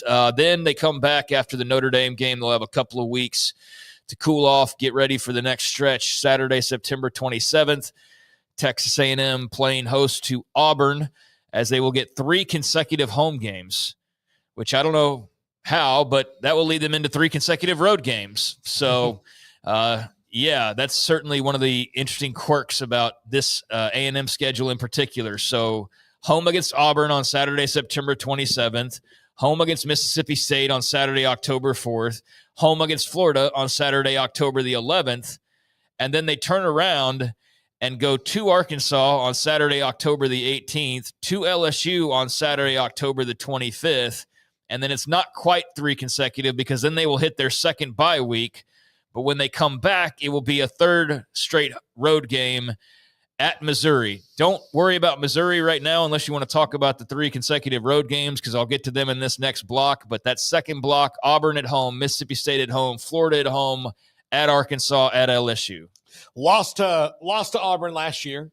That's the game that kind of like, even with the loss to Texas, which was the whole season right there. But it's a game could be sponsored by Farmers Only. Yeah. There you go. That's the one when they blew it. They always have that one game when they blow it tire. And then again, Auburn was very competitive. Not great, not good, but okay. And they were 5-7. Though. Yeah, I know. I mean, like one of their 5, they should have been 4-8 because A&M was better. Like, that's the step A&M needs to take, is when you play a team that should be 4-8, you make sure that team is 4-8. And if you don't, then you have to beat Texas. Yeah, exactly. Or so it's like that. They put themselves in this position constantly. So Auburn, who beat them last year, by all accounts, should be at least a little bit better than they were a year ago. Mississippi State is still building. Florida, who they beat last year in Gainesville, should be better. They got the benefit of not having to play against DJ Lagway. But one of the things they're going to have those games, Craig, you guys mentioned, 3 consecutive games at home in that 5-game stretch to kind of give yourself, hopefully, if you're A&M, a chance to do well during that stretch. Yeah, and then at Arkansas, I don't think it's going to be easy because I think that stadium will be fired up for that now that that's back to home and home. And going to that little tiny quiet hole of a place called Death Valley is not easy either. So this is a more challenging stretch, even than it appears to, like, on the surface. But if A&M's better, then they're going to win these games and they'll be competitive in them. They need to win the ones they're favored in, and then come what may when it comes to LSU, Notre Dame, and a couple others. But So as they get out of the second bye week, you will have played at LSU, and then as I mentioned, that third consecutive road game, Saturday, November the 8th, with a couple of weeks to prepare at Missouri. Then it will be back home for South Carolina, and hopefully healthy Lenore Sellers and the Gamecocks are doing their thing, so that should be an interesting matchup. Then the SEC special, Saturday, November 22nd. And yes, I've coined it that for those just tuning in, just that late tucked away game that not all teams have, not all teams in that league have, but some do, and this is a prime example of it. Samford on November the 22nd, just tucked right in there at the end. So there's their SEC special, and then they close it on out, the final stretch, Black Friday, the only non-Saturday game of the year for the Aggies, and it will be down in Austin, first trip there in many years, and, oh, man, just last year, all that hype, and then just the game, like Texas just basically laid on them for like 2 hours. Yeah, what was the word you used when you described how Texas beat them? It was like demoralizing. They never, even when there were a couple of openings, like the early goal line stand, they didn't make it. You just knew that was going to happen. It reminded me of a UFC, like Daniel Cormier, when I just hate watching him fight because they would be such boring fights because he would dictate the wrestling, and he would get a guy down, and then he would proceed to basically lay on the guy. And there's been various other fighters that do that, and there's nothing the other guy could really ever do about it. Yeah. And it was dominant, and it won, and he smothered the guy, and they'd eventually like find themselves in a hold, or they just run out of time. And it was boring, but it was dominant, and that's what that reminded me of last year. Never once after the goal line stand did I think that A&M was going to win that game. No, neither did I. And then there'd be like little moments, like little tiny moments where like they made a good play, and then they make a medium play. Like, didn't they get a pick of viewers at some point deep in the red zone? Yeah, but they would have like, I'm just thinking about their offense. They'd finally break through, and they'd have like a 17-yard gain. And then after that, they'd get 6 yards. You're like, okay, they've maybe figured something out here. Go down and get some points. And then after that, it would just a tease. It would just evaporate. It wasn't even a tease. It wasn't even a tease. But you're like, okay, this might be something. And then it's like, no, they blew up the balloon halfway and then just let it go. Yeah. By the way, here's from BCN Way in the chat room. Hey, way to take a jab. This is at me earlier at the SEC over November non-con games. You're mad because it's a wise decision. If you think it's such an advantage, why don't other conferences do it? Well, I mean, because and Baylor does play Samford, by the way, in September. But we play them in September, early on. Yeah, like they don't do it right before the rivalry game, yeah. where nobody else is doing. And other teams, the ACC copies this a little bit too, especially for their bigger names. But and because they try to copy everything the SEC does. But I'll just say this: to me, the SEC doing this, and like the new teams that come in, like when A&M came in and they can say, oh, we can play Samford the week before. That's like what happens when like a billionaire's kid gets a stripper to OD and it just nothing ever happens. Like nobody's going to say anything. Oh, okay. There's no consequences. The SEC is great. Like that's to me like the comparison to that. Yeah, I think it's goofy to think anybody's mad about it, but I know that's how most people react to that sort of thing. Territorial, whatever. What is it called? I was going to say territorialism. That's not what it is. Tribalism. There you go. That's the word I was looking for. But yeah, nobody's mad about that, pal. But it is a quirk on some of their schedules, as I pointed out. Not on all of them. It is on A&M's schedule. And yeah, I mean, the ACC, as I'm sure you've heard us say before, unless you're just tuning in, but we've pointed out plenty of times how the ACC doesn't get nearly the flack that the SEC does, and how that's not right, that they should get as much flack, but they don't because they're not as popular. So yeah, people focus more on the SEC, and the Big 10 and the Big 12 would do that, but they play 9 conference games, so they can't do that at the end of their schedule. Otherwise, they probably would. But appreciate you watching. So as far as the teams that A&M does not play, you're looking at they don't play, and I try to do this pretty quickly. They don't play Georgia. They don't play Alabama. They don't play Kentucky. They don't play Oklahoma. They don't play Ole Miss. They don't play Tennessee. And they don't play Vanderbilt. So, damn, man. I mean, you get Texas and LSU and Florida, and we'll see about some of the others. Like South Carolina's expected to be pretty good. And LSU's on the road. Texas is on the road. So that'll make up for that. But they do miss out on some pretty big names. Bama, Georgia, OU, you would think they would just play them regularly. Ole Miss, as far as a team people expect to be good. Tennessee, a playoff team last year. So that's just the nature of these schedules as well. Kind of like, as you know, as the schedules go with these big conferences, you're not going to play everybody. So they're going to miss out on a glob of teams, and maybe that aids them. Maybe it doesn't. We'll see who's what when the time comes. Think about who they do play, and then the list that they don't play. That's because the conferences Georgia, are so big. Yeah. Craig, do you think that A&M should play Oklahoma more regularly? I was going to bring that up. Yeah, I wouldn't be against that. It's not like a super important rivalry for either side, but I do think it was, it wasn't cool for A&M some of the times in the Big 12. I think they beat them like 3 times. But. I don't think I'm for that being protected. I would like to see them play more often, though. I think that only makes sense for them to play more often. But then you find yourself in that sort of all the Eastern teams and the Western teams are suddenly playing each other. So I know that gets complicated. But I definitely don't want to see them do the whole home and home with Georgia thing where they only do one game in 15 years. I don't want to see that. It needs to be far more often than that. But I don't know that there was enough meat on the bone for that to be protected. So lopsided. Yeah. You know, I went to a couple of them, and A&M didn't win either of them. One of them I watched Dennis Francione become an actual Aggie joke by doing bad math on the sideline. In real time. It was hilarious. Yeah.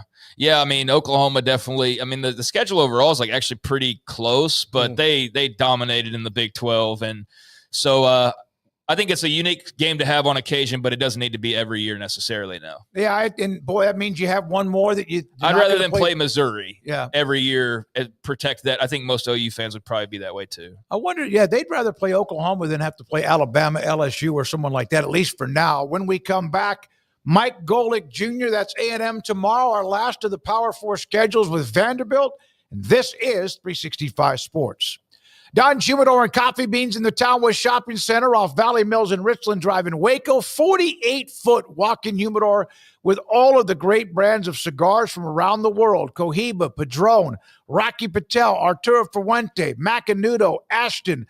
So many of the great cigars. And on top of that, they have Vita Dreams, a CBD product that helps you if you struggle at night, tossing and turning, or maybe if there's just so much on your mind and you just feel like you want to just kind of calm down. I take Vita Dreams. I have a lot on my mind. Sometimes my mind's racing just crazy, but it does allow me to fall asleep. And I don't ever, if I wake up 2 hours later, do I feel like I've been drugged or anything like that. I recommend it if you struggle falling asleep at night. Vita Dreams, coffee beans, fresh ground coffee bean. Cowboys, their favorite. That's the one most people order. It's Joshua and Cheyenne and Don Humidor between Richland Drive and Valley Mills in Waco. Allen Samuels House of Travel is a full-service travel agency with highly experienced travel consultants plus support staff with over a combined 150 years in the travel business. They are ready to take care of any travel situation for you, your family, and your business, and with the kind of knowledge to complete a seamless itinerary trip start to finish. They will search for the best deal to accommodate your budget from air to cars, ship to shore, hotel, and even meeting space. Name a destination and they've been there. They know the places to go, and international and missionary travel is one of their unique specialties. Allen Samuels House of Travel, celebrating 50 years in business. Call Connie, Sherry, Linda, or Bambi at 254-776-2560 or find them on Facebook or at houseoftravelwaco.com.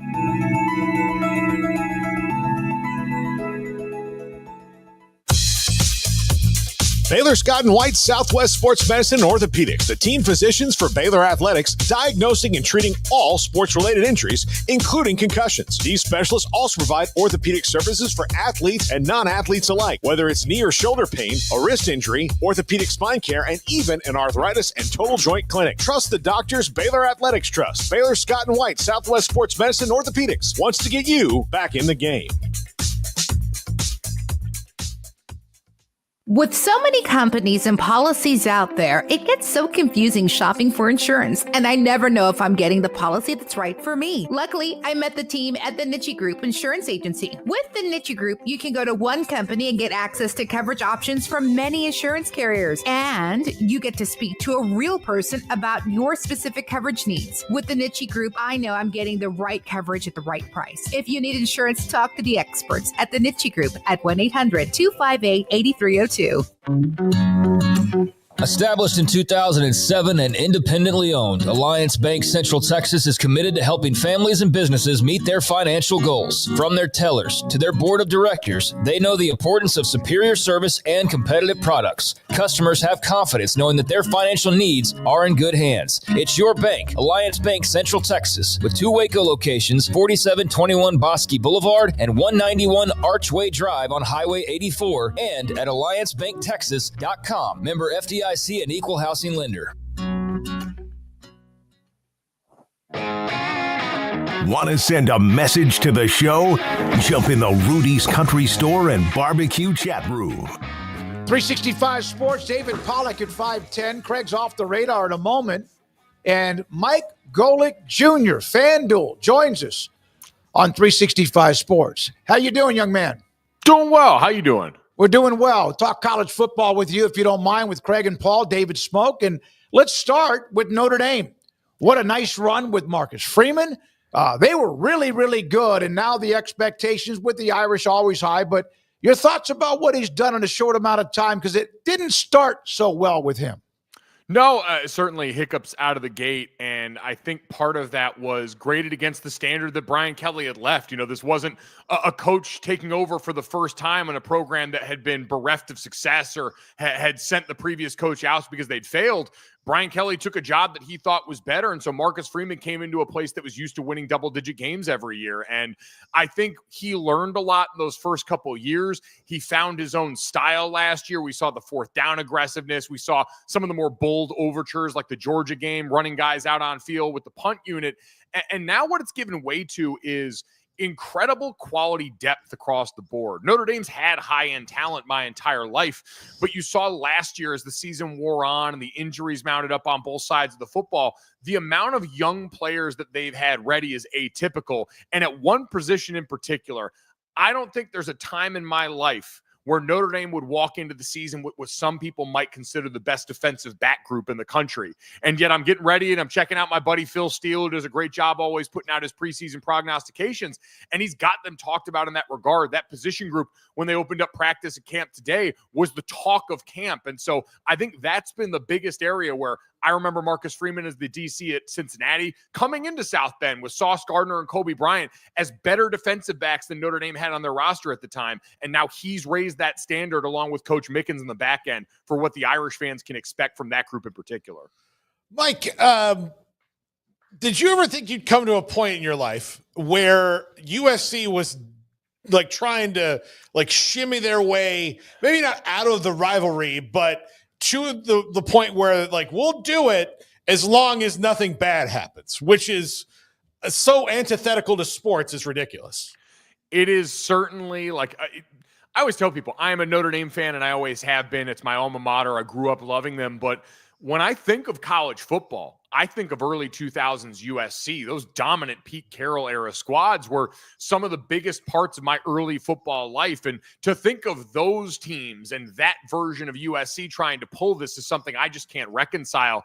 I understand for the Big Ten, Tony Petitti has sent the marching orders out, and we saw coaches all across Big Ten Media Day echo similar points about the version of the playoff that they want to see going forward. But I think this is one of those instances when you look at the history of this rivalry, the nature of it, a rivalry that really has only been put on pause over the last 95 years for World War II and a global pandemic.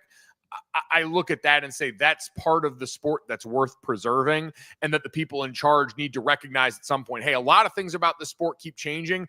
The parts of it that we need to maintain the foundation of the sport have to stay the same.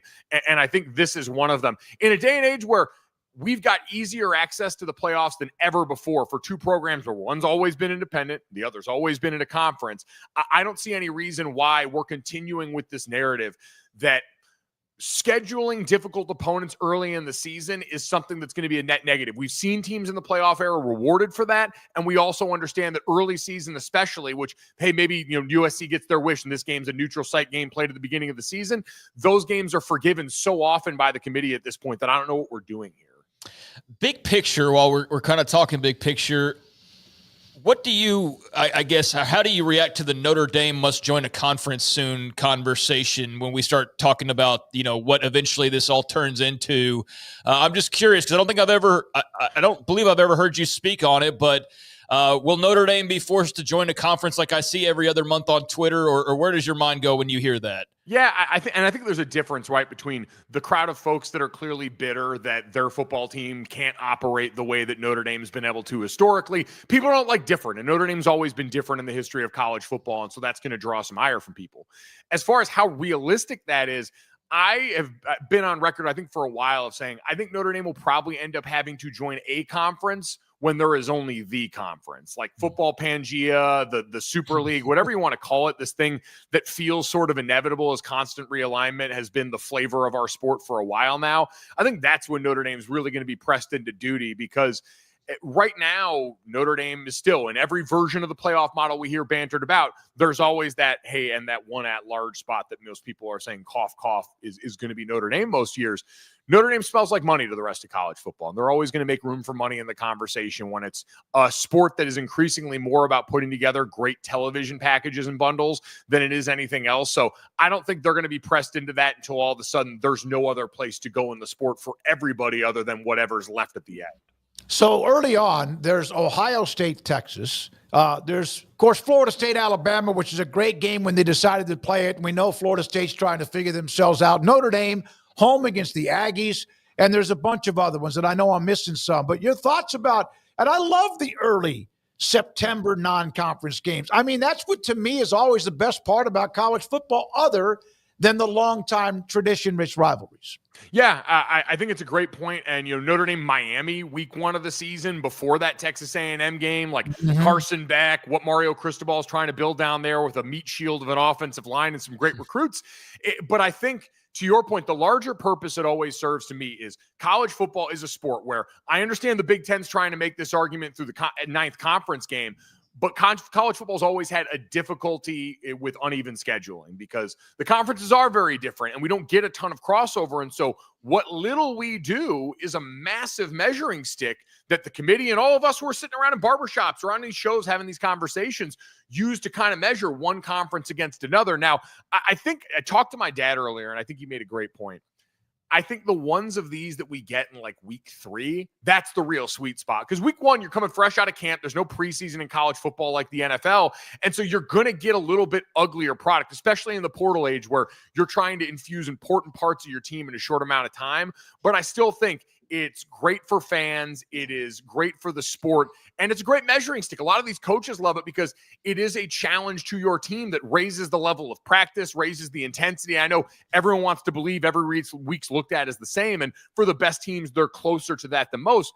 But we're all human beings. And when you're 18 to 22 and you see one of those helmets across coming up on the scouting report or on the opposing field when you're in stretching lines, it does hit a little bit different and raise everyone's intensity early in the season.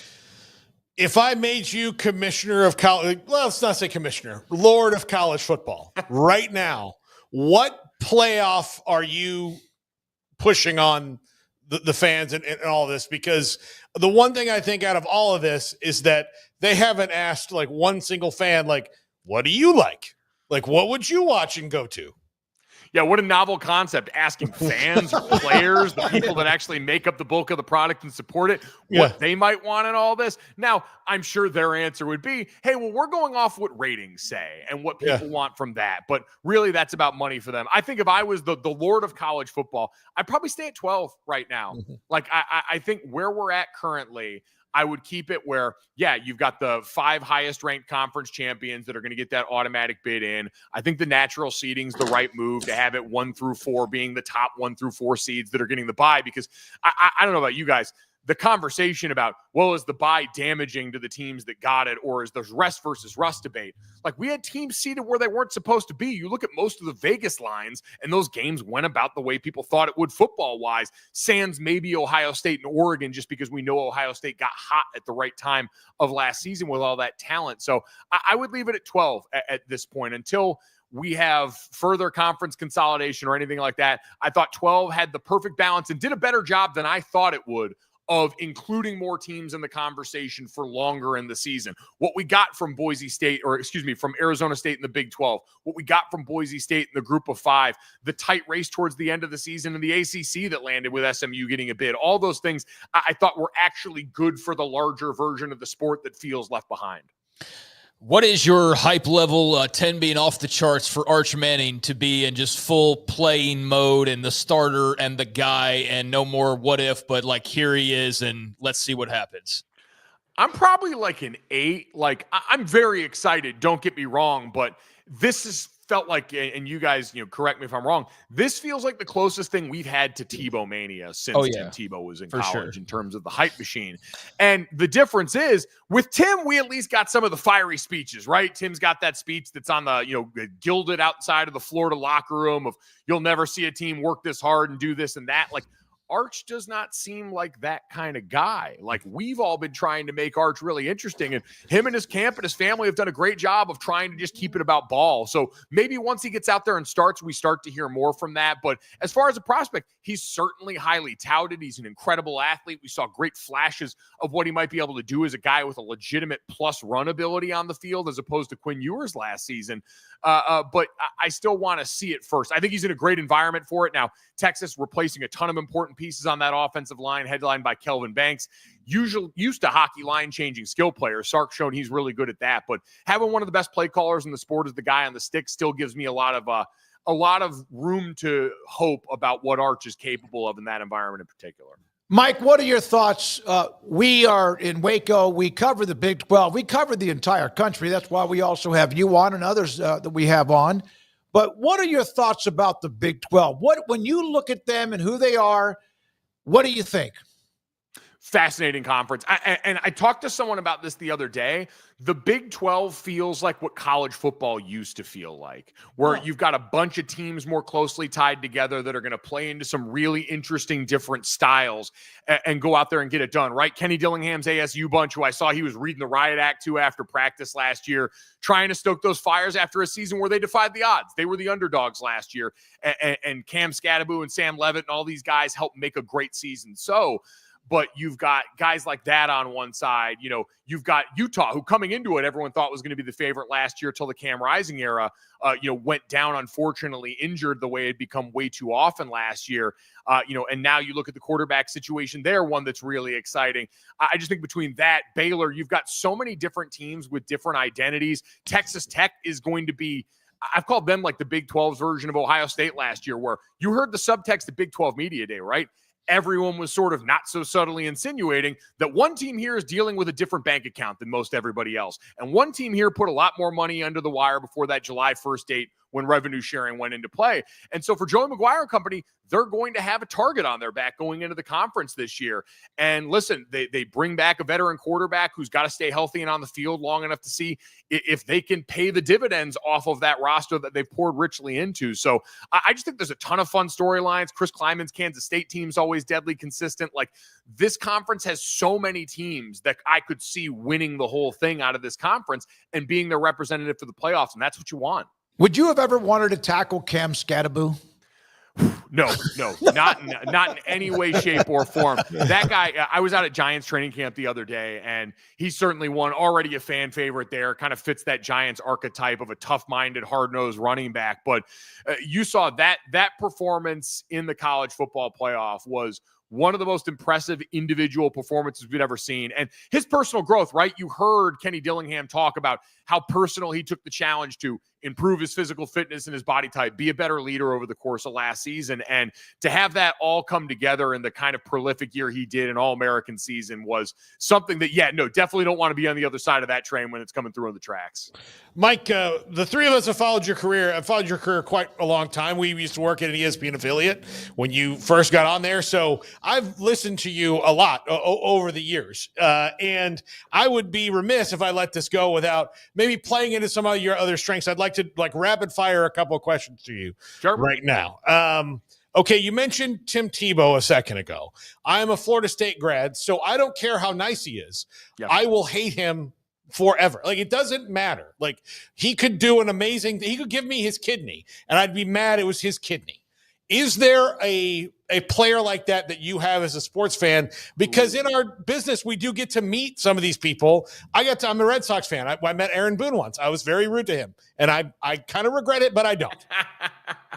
I would say the entire University of Michigan is that. I kid you not.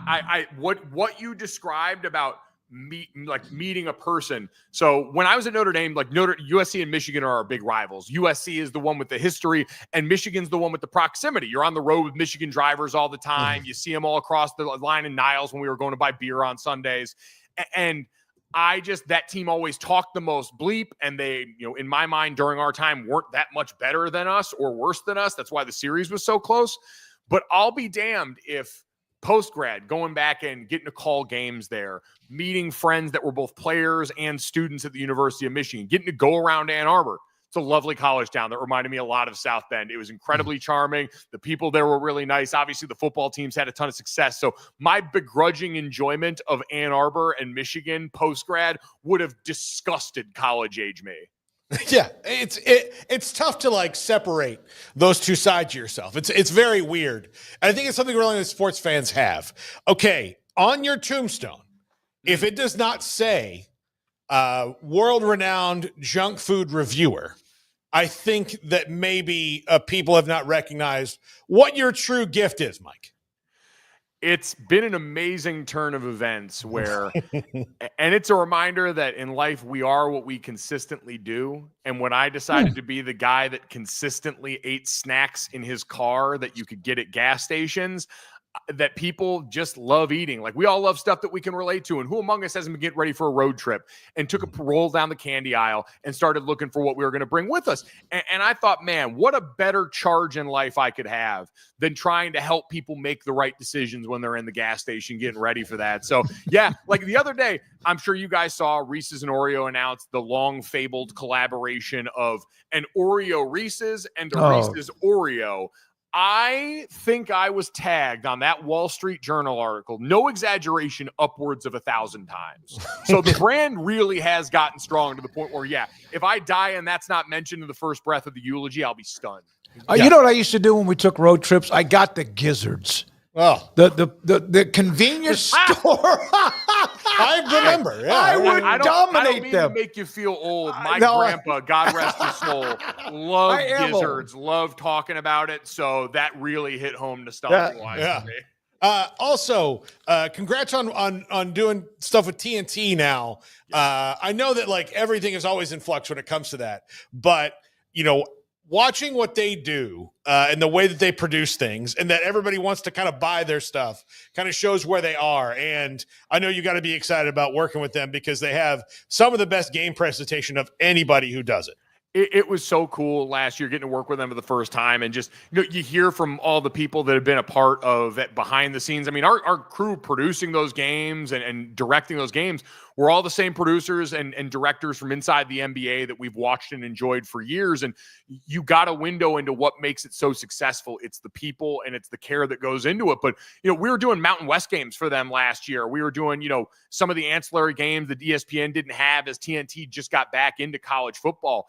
And we'd have officials coming up to us, officials and people from school, like the game officials, referees, talking about how much they appreciated the quality of the broadcast, seeing drone footage in the Mountain West and people covering the game with that level of care. So it was a ton of fun. I always say the best part of this job is getting to tell the story of players and coaches who, I lived that life for a while. I got to be a college football player, and it's very fortunate. And I take that job very seriously. And so does TNT as one of the broadcast partners now for college football in a way that I think is awesome.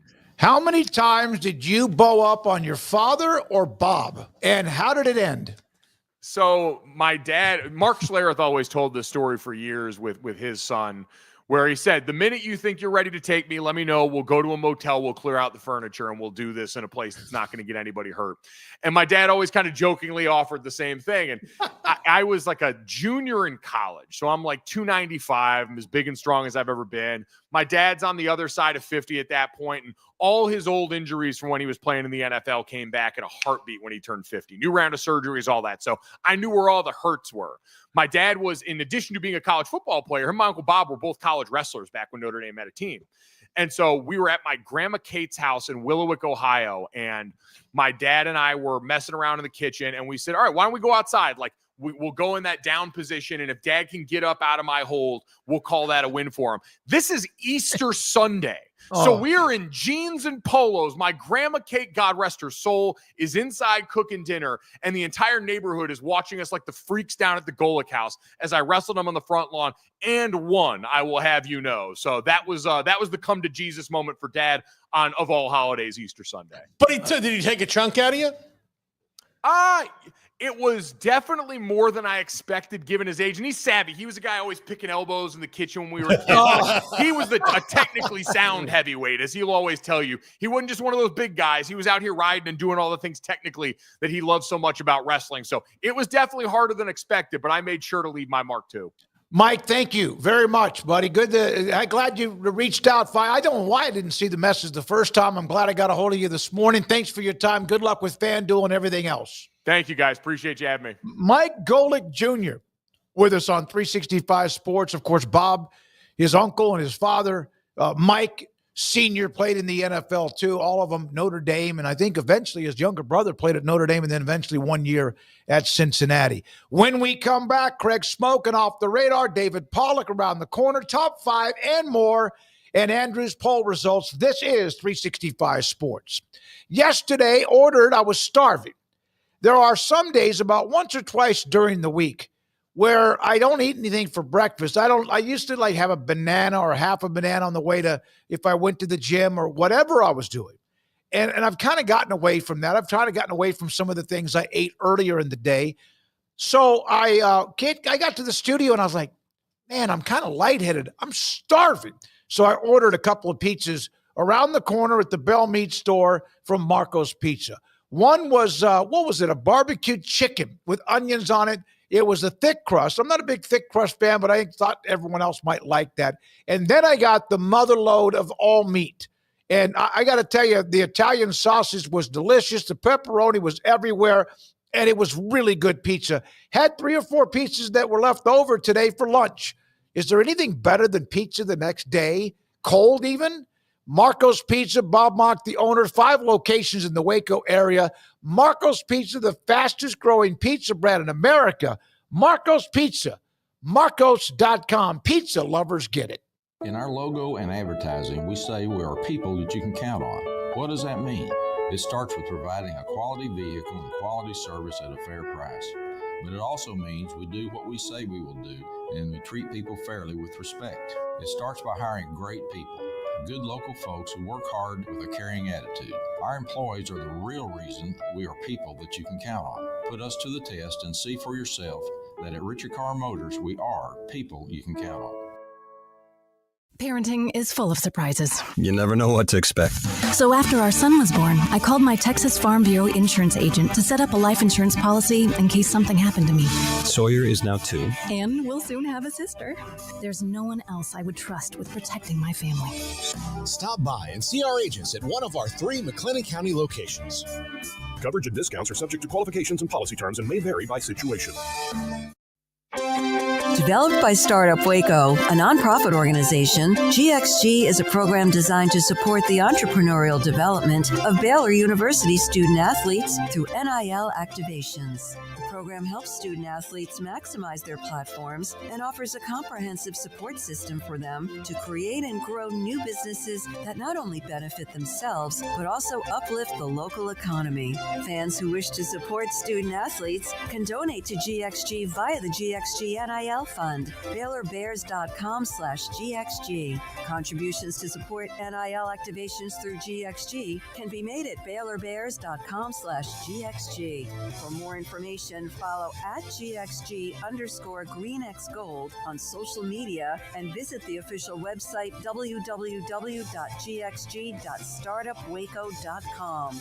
GXG, empowering student athlete entrepreneurship and uplifting the local economy through NIL activations. Riverbend Liquor and Wine now has 2 locations to serve you. The original on Lakeshore Drive at North 19th Street and the brand new spot in downtown Waco at 600 Franklin Avenue. If you're looking for the best in craft beers or local Texas bourbons, then the original is the place to be. And for the latest trends and online phenomenons, head downtown to the Franklin location. Either way, you're going to get the same great variety, customer service, and speedy experience. Check out both locations on their Facebook and Instagram pages, Riverbend Liquor and Wine, Lakeshore Drive at North 19th Street, and now downtown on Franklin Avenue.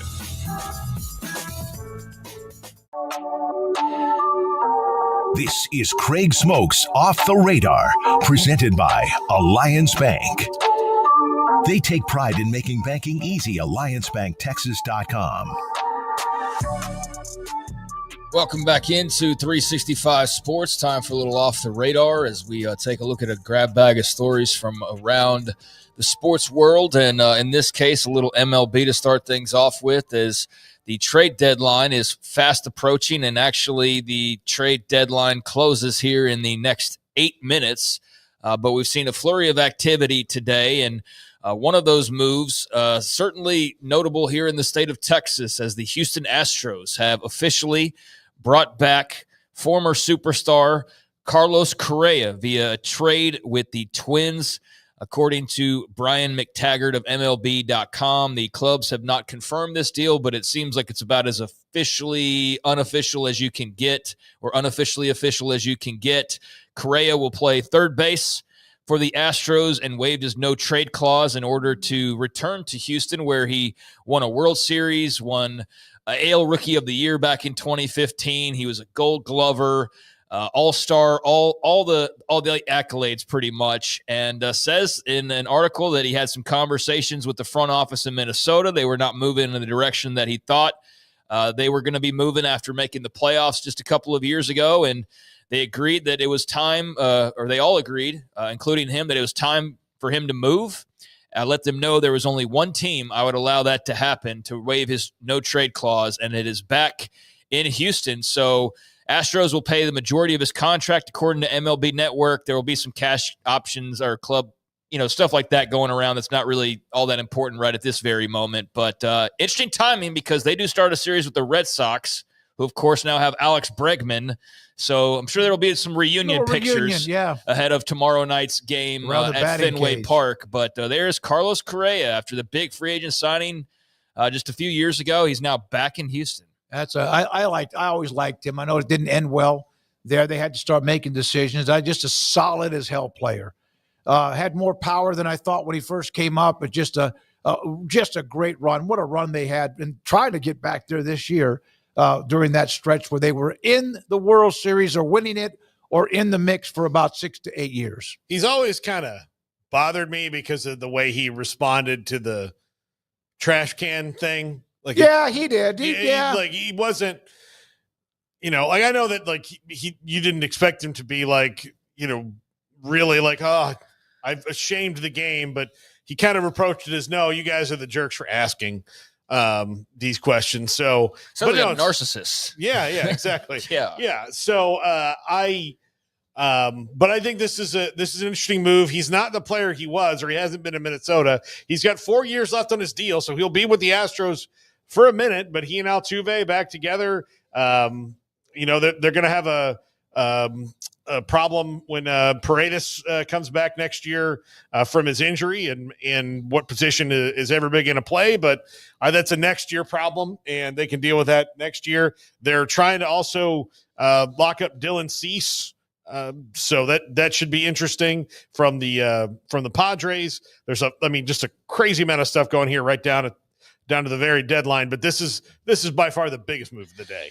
Yeah, I mean, the biggest name, certainly, as you said, there's a lot of things going on, a lot of trades that are in the works right now. The Rangers are not the only ones or they're not sitting on their hands, but they've suddenly become a team that's chasing the playoffs over the last few weeks with the heater that they've been on, and they are acquiring right-hander Merrill Kelly from the Arizona Diamondbacks. So there will be some prospects that are a part of the deal. The Rangers' number 5 prospect, Cole Drake, number 9 prospect, Mitch Bratt, and number 13 prospect, David Hageman, a right-hander, will all be going to Arizona, according to The Athletic. But Merrill Kelly, what do you think about the addition for the Rangers? I love it for them when you've got DeGrom, Eovaldi, who should have been in the All-Star game, who has absolutely been throwing BBs all year. 5-0 in July. Just ridiculous on a hot streak. And then Merrill Kelly, who is not a guy who's going to wow you with stuff, but he's an absolute grinder. And if you remember back to when the Diamondbacks played the Rangers in the World Series, he was probably their best pitcher. He gets strikeouts without a lot of heat, and he moves the ball around well. And in the postseason, he's one of those dudes that he wants the ball in his in October, and to have 3 guys like that, if they can get to that point and they're in the wild card right now, then that means that they can be lethal if they get on a roll. Yeah, Eovaldi has outperformed anything I could have ever expected. He had the good run with the Red Sox, but he's been in 5-0. He has basically been untouchable in July. Yeah, I'm waiting for them. Like, they just got Phil Matone as well from the Cardinals. A reliever who's a really good one. So that's good. I'm waiting for them to get a bat too. We'll see if that happens before the deadline. Well, we do know this. They are buying, not selling. Yeah. And about a month ago, you might have thought that they would be selling, but they are in fact buying, because now they are in a position where they could go in the division if they keep things up the way that they're going right now. So both Houston and Texas in our backyard, leveling up a little bit, but Correa going back to Houston where it all started and where he had so much success. Even though that was now years ago at this point, still a very good player, very valuable player. And so we'll see if you can come home again and how well that works out for Houston and Carlos Correa. And then there's like a billion other deals that are going on. So, Paul, I'll just say, is there anything else that you find interesting out there?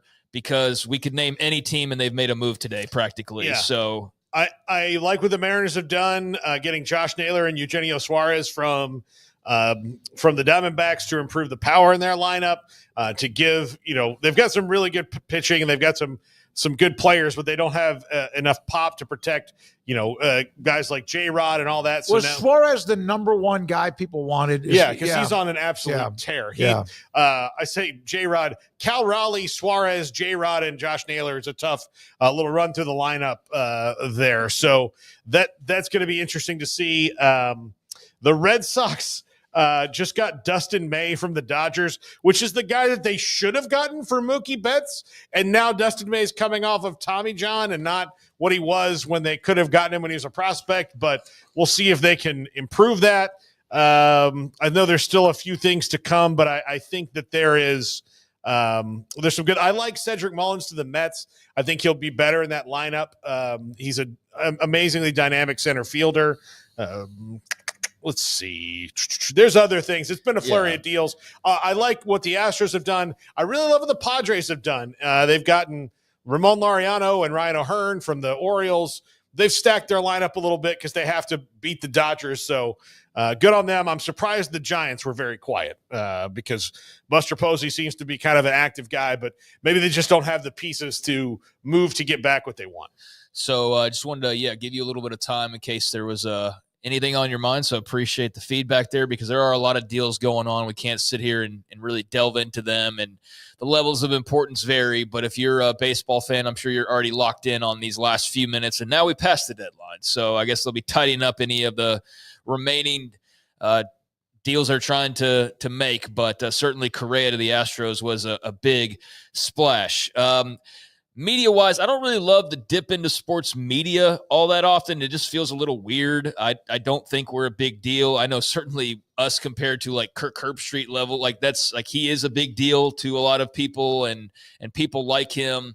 But every once in a while, there is a story that catches everybody's interest, and when it does, I'll talk about it. But just not going to get into the minutia necessarily of like every announcer going to this network or to this broadcast or whatever. But certainly, Shannon Sharpe's parting with ESPN yesterday was all over the place on a slow news day, and that was first reported by The Athletic and Andrew Marchand. He was with them for 2 years, Sharpe with ESPN after coming over from FS1, where he was on the a very highly rated show there with Skip Bayless, First Take, for a very long time. So Sharpe had left back in April, so was taking a sabbatical after a lawsuit over sexual assault with a former lover, I guess you'd call her, is maybe the best word to use, and said that he was going to be back for preseason in the NFL. Well, preseason's here, and it actually starts tonight, which I will get to.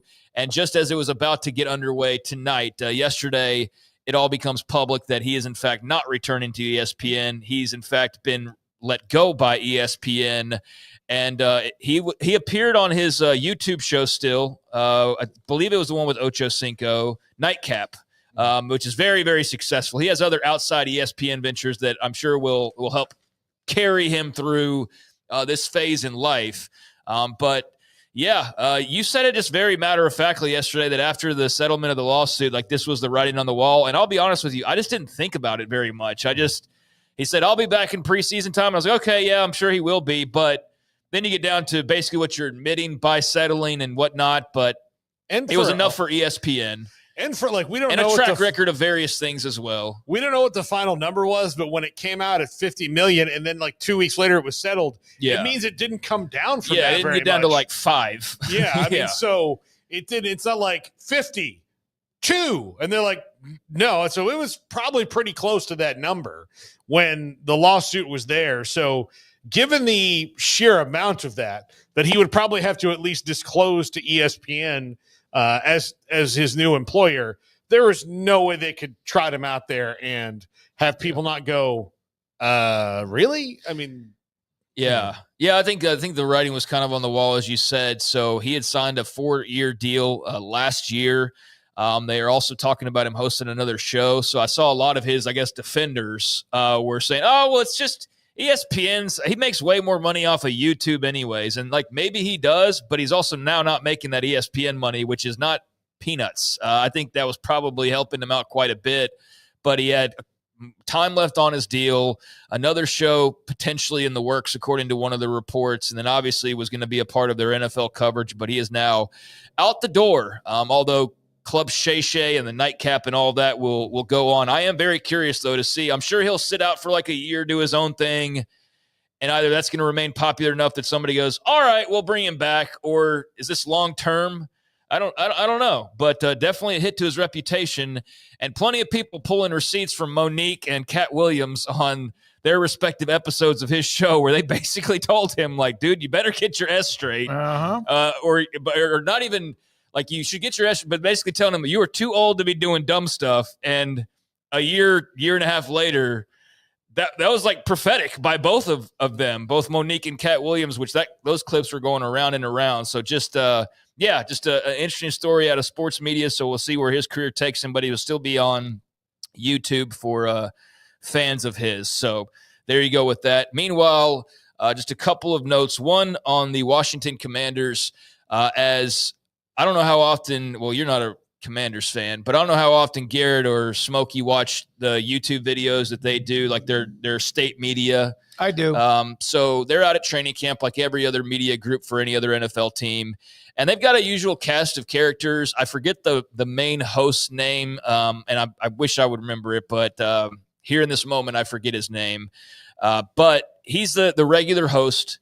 And he always has a group of players, ex-players, like everybody always does. And so it's typically Brian Mitchell, Santana Moss, Fred Smoot's been on there a few times, and there's maybe like 2 or 3 others that have rotated in and out. But I see a lot of Santana Moss, and it was actually cool that they posted a video, I believe it was yesterday, where it was the host and Santana Moss, and they were sitting there with the training camp field in the background under a tent doing their typical commanders.com, summer camp report or whatever it was. And the host let Santana Moss know in a complete surprise that he's going to be joining the Commanders Ring of Fame this upcoming season, which Moss had no idea about. And it's not the most exclusive club in the world because I went and counted, and there's like 50 members of the Ring of Fame. Yeah, you should have seen RFK back in the day. This isn't like Jerry's World where it's like the Ring of Honors. Like, you've got to be like almost a multi-time Super Bowl champion to get into it. It's easier to pass a kidney stone than it was to get Jimmy Johnson in the Ring of Honor. Yeah, so there are certain cases where it's a little bit more difficult than others. The Ring of Fame for Washington doesn't seem as nearly exclusive, although they've had just a great run of players over the years. So there's Darryl Green and Art Monk and so on and so forth. But yeah, Santana Moss got surprised that he will be entering the Ring of Fame, and that will be early on this upcoming regular season. I don't want to say incorrectly, but I want to say it might even be like game 1 or 2 right out of the gates. But Moss had a whole group of people that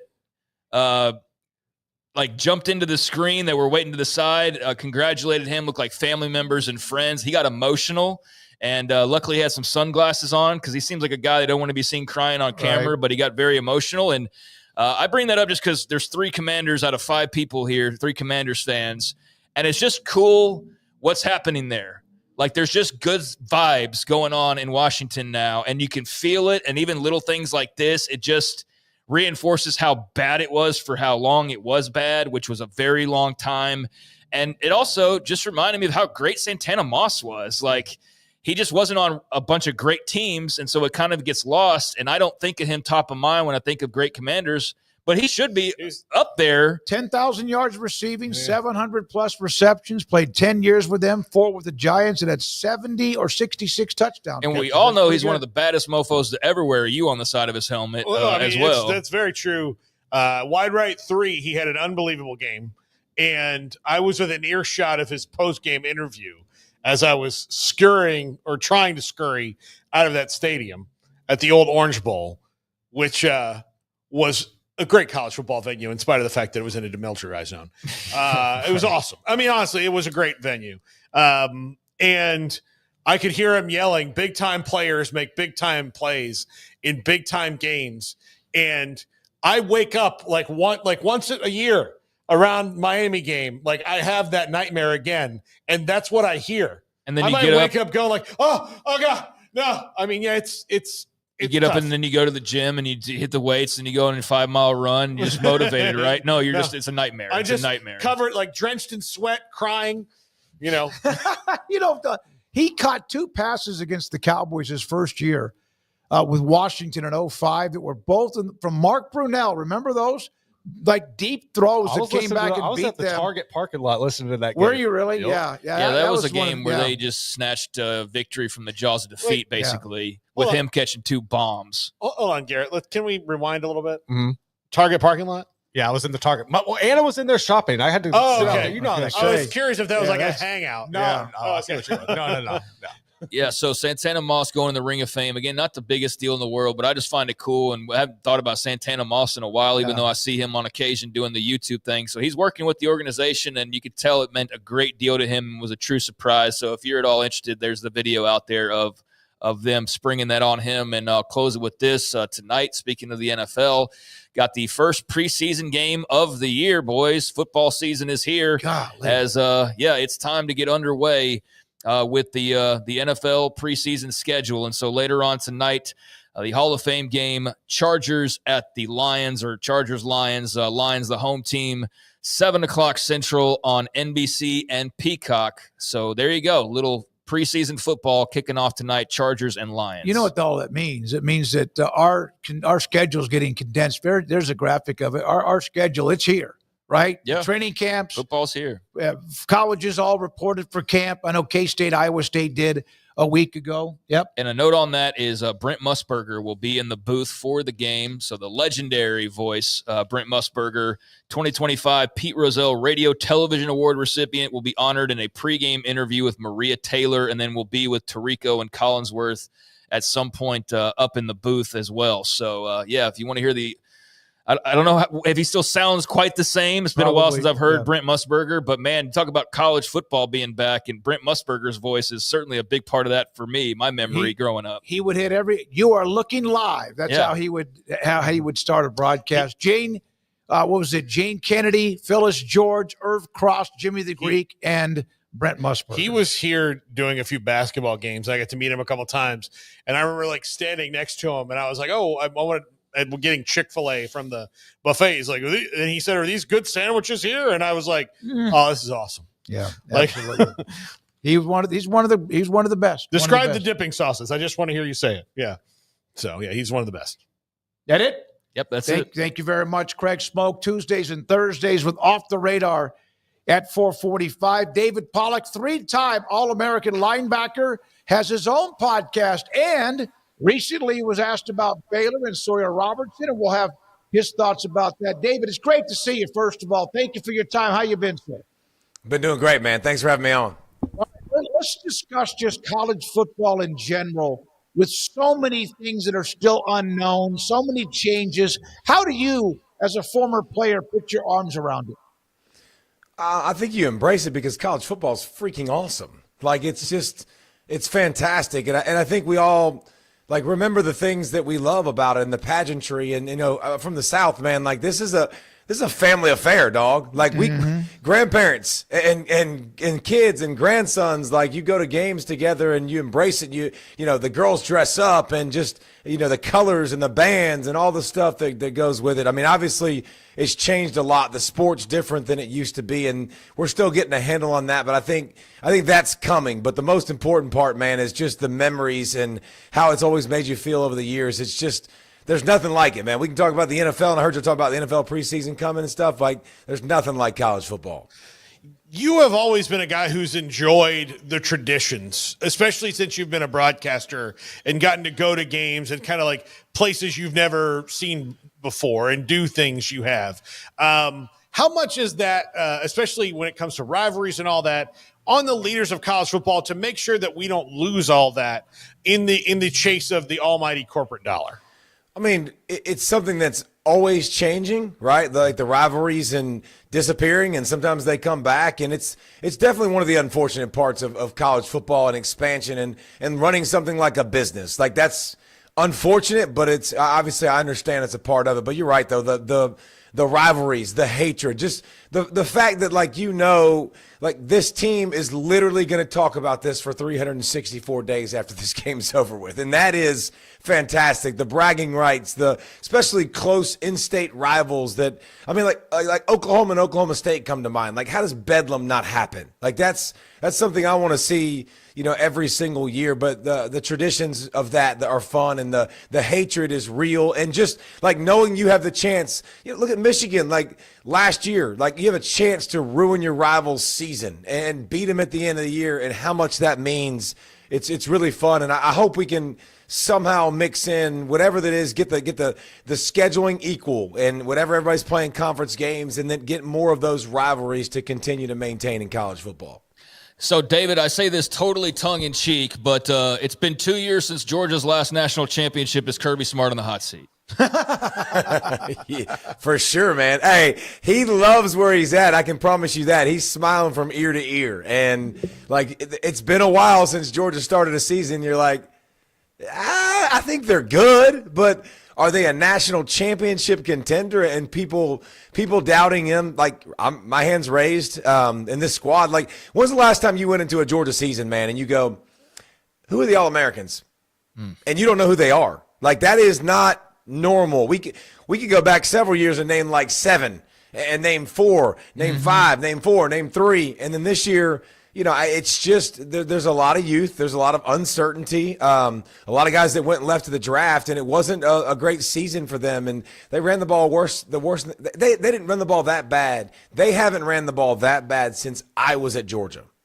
So that kind of gives you an idea. That's a long time ago, boys. Like, that is forever ago. So they've got to get the lines of scrimmage and that stuff back. But Kirby's loving it, like loving a little bit of doubt about his program and where they're at. What is it about him that allows that? I mean, granted, part is the talent around him, but they have these guys like, Carson Beck, who is recruited by everyone under the sun, but it's the, and I don't want to say this about Gunnar Stockton, but he has one less star in his rating than Carson Beck did. That allows those guys to flourish maybe a little bit more than a Carson Beck did.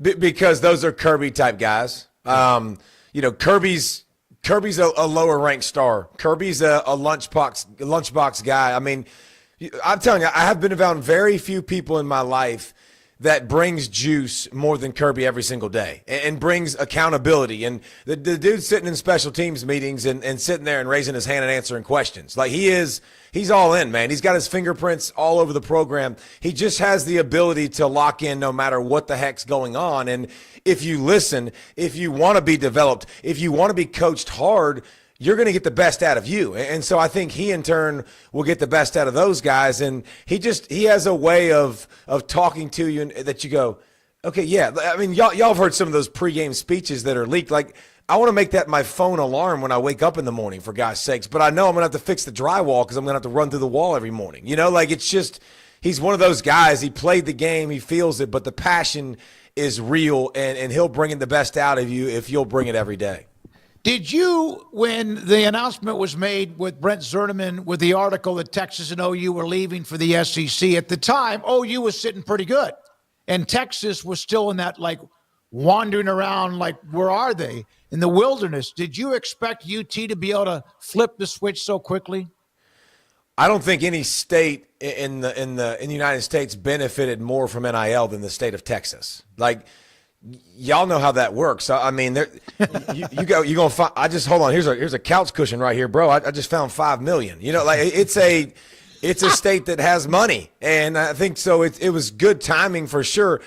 But listen, Texas has won 25 games in the last 2 years, Final Fours in both years. They are absolutely on the rise, killing it. Great coaching staff, all of that stuff developing. Sark's got it rolling. It's good. The schedule they got coming into the SEC is a lot different than what Oklahoma got. Now, Oklahoma isn't on the same level, and they haven't been playing as good as Texas, the last couple years. But, I mean, Oklahoma's schedule this year, I expect Oklahoma to be one of those teams that takes a huge leap forward this year.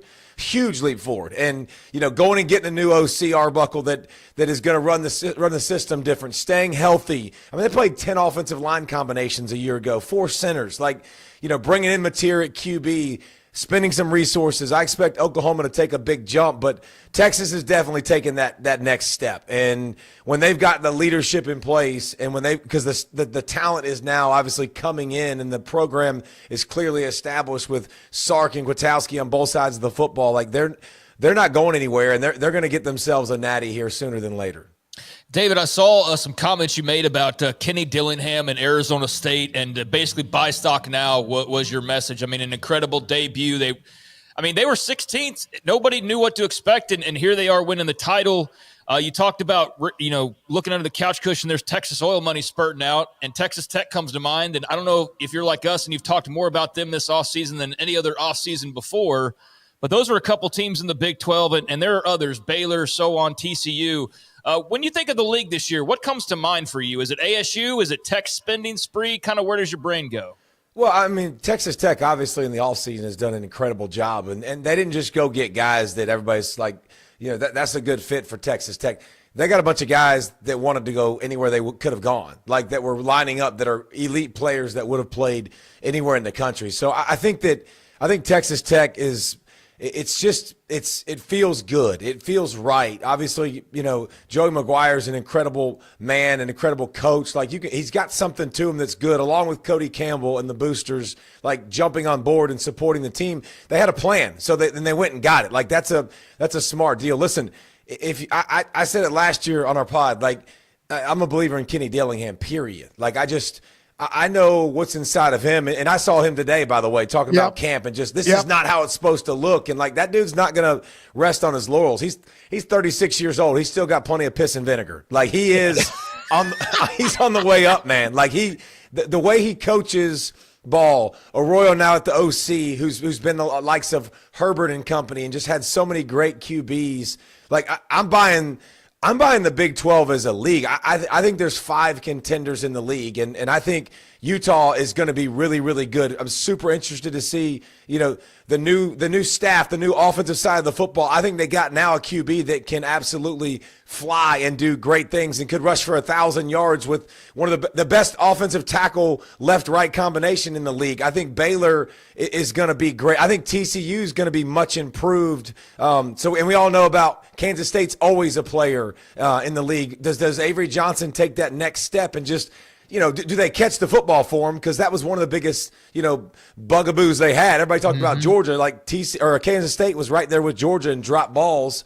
And Avery Johnson, if they move the sticks a little bit more, they're in the league, they're in the hunt. So Arizona State, Texas Tech, I think there's, 5 contenders in the Big 12. I think it's a much better, deeper league. And here's what I love about the Big 12.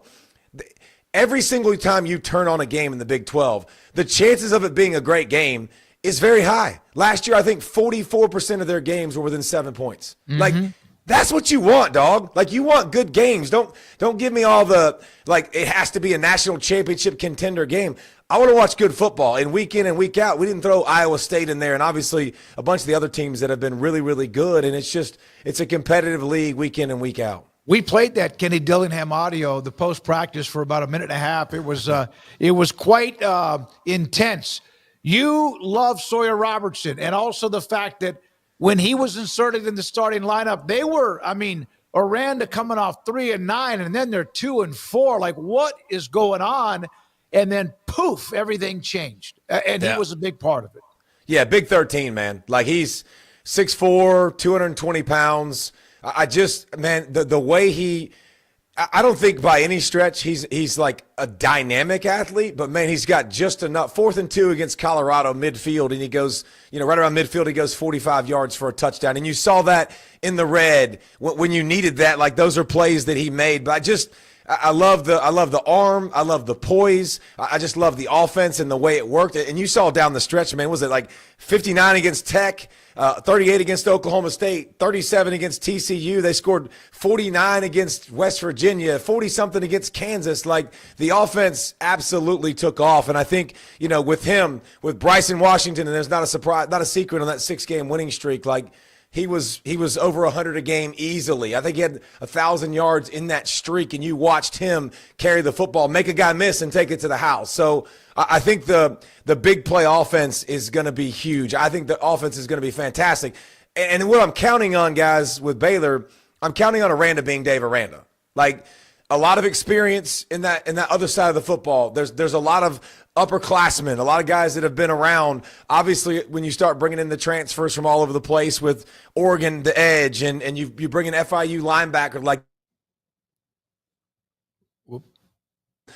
with his intellect on the defensive side of the football, you got to take a step forward. You play better, and then Baylor, if they can play better on defense, I think they're in every game, because I absolutely think the QB running back combination is one of the better ones in the country. David, what do you think about the ACC? It's clearly right now Clemson in a race for second place and everybody else. So they have separated themselves again. And who knew what getting 5 players out of the transfer portal might actually even boost as they closed the season well last year. What do you think about that league? And can it be competitive on any level with Clemson, given the team that Dabo Swinney has built that appears to be one of his best since they last hoisted a trophy? I think those players are awesome, and Dabo should do that. He should get in the transfer portal, and that should be something that you do in college football. Not every situation where everybody's going for a money grab. They're looking for a good fit, and you can be a good fit at Clemson. But the biggest thing about Clemson is Tom Allen, because when I watched Clemson in years past, in the last couple of years, I didn't think it was a talent problem. I'll put it to you like that. I saw dudes, and you want to talk about dudes. Like, I was with Sammy Brown this summer. He came to our Pollack Family Foundation golf tournament. Like, that's a mother flipping dude.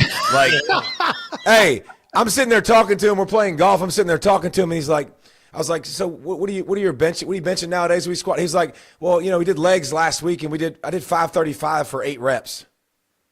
Wow. So I was like, what? Like, That's a GAM, grown ace man. Like, that is an adult. And then you got Woods and you got KB. Okay, what was the recipe for Clemson when they won a natty? It was great quarterback play. Receivers that were going to play in the league, they got that. I think the offensive line is going to be better. The running back is an issue and a question mark for me. But the first-round defensive linemen, they got two. They got a corner that's going to go in the first round, a linebacker that's a stud that sees the ball, that has elite speed. So that's why I think Clemson's going to be one of the best teams in the country. I'm all in on Clemson. Like, I preseason, I got them number one. And the league helps, and I don't know what we're going to get. I don't know who's going to challenge them.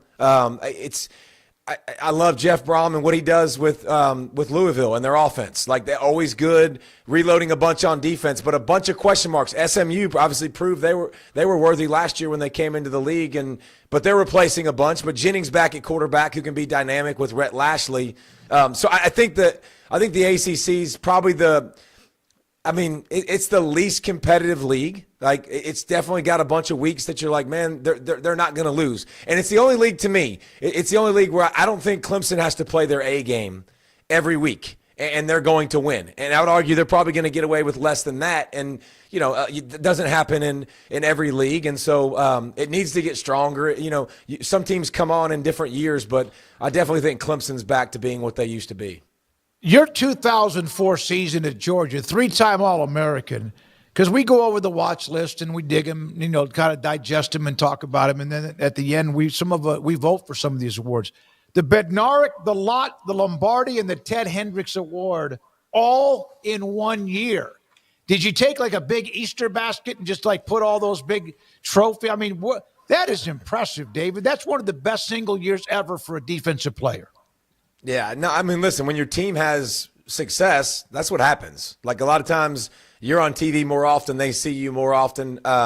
So we had a lot of good years, man, with Georgia there, and we kind of turned the tide, and then Kirby took it, obviously, and to put it on steroids. But you know what? All those trophies, man, they're all back in the back room, collecting dust. Ain't nobody's mentioned them in a long time till you did. I appreciate that. But, man, we had some good squads, man, and some good defenses back in the day. If we only had an offense at Georgia when we were there, it would have been fantastic. Pat Summerall told me during an interview once, I asked him about doing the voiceover for Madden, and he said it was the hardest work he'd ever done.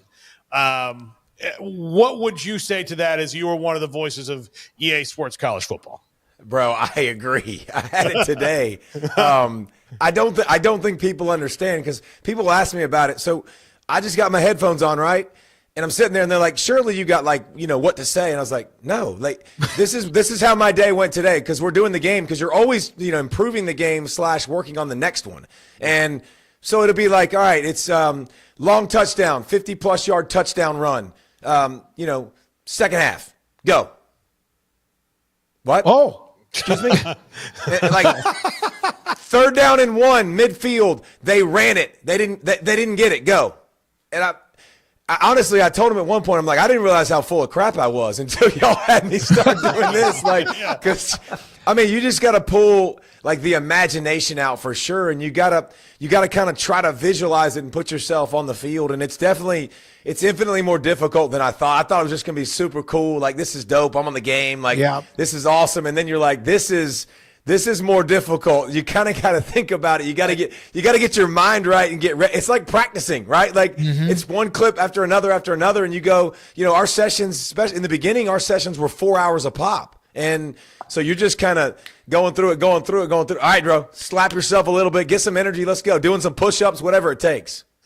And you, so are you and Reese and Jesse ever in the same place or in the same recording thing? So they have to play you things that they've said, right? And then you have to react to some of those. So it sounds conversational. Yeah, sometimes they will. Sometimes we'll all three do it together. 99.9% of the time, I'd say 70% of the time it's by myself. 25% of the times it's me and Jesse. So we can play off each other. Yeah. And then 5% of the time it'll be all three of us. So yeah, you're not even in the same room. You can't see, each other. You can't feed off each other's energy. It's definitely, but the cool thing about me, Reese, and Jesse, we've been working together for so long. It's just, Like, I can finish Jesse's sentences, and a lot of times, like, I know where he'll take things and his sayings and his stories and stuff like that. So it's really cool to do it with those guys that you know so well. Was the transition from playing the game, both at the level at college and then the NFL, into broadcasting easy, or was that hard? It was harder than I thought because, first of all, I had a stigma that I didn't like broadcasting and I didn't like broadcasters. So that was something that. And now you are one, yeah.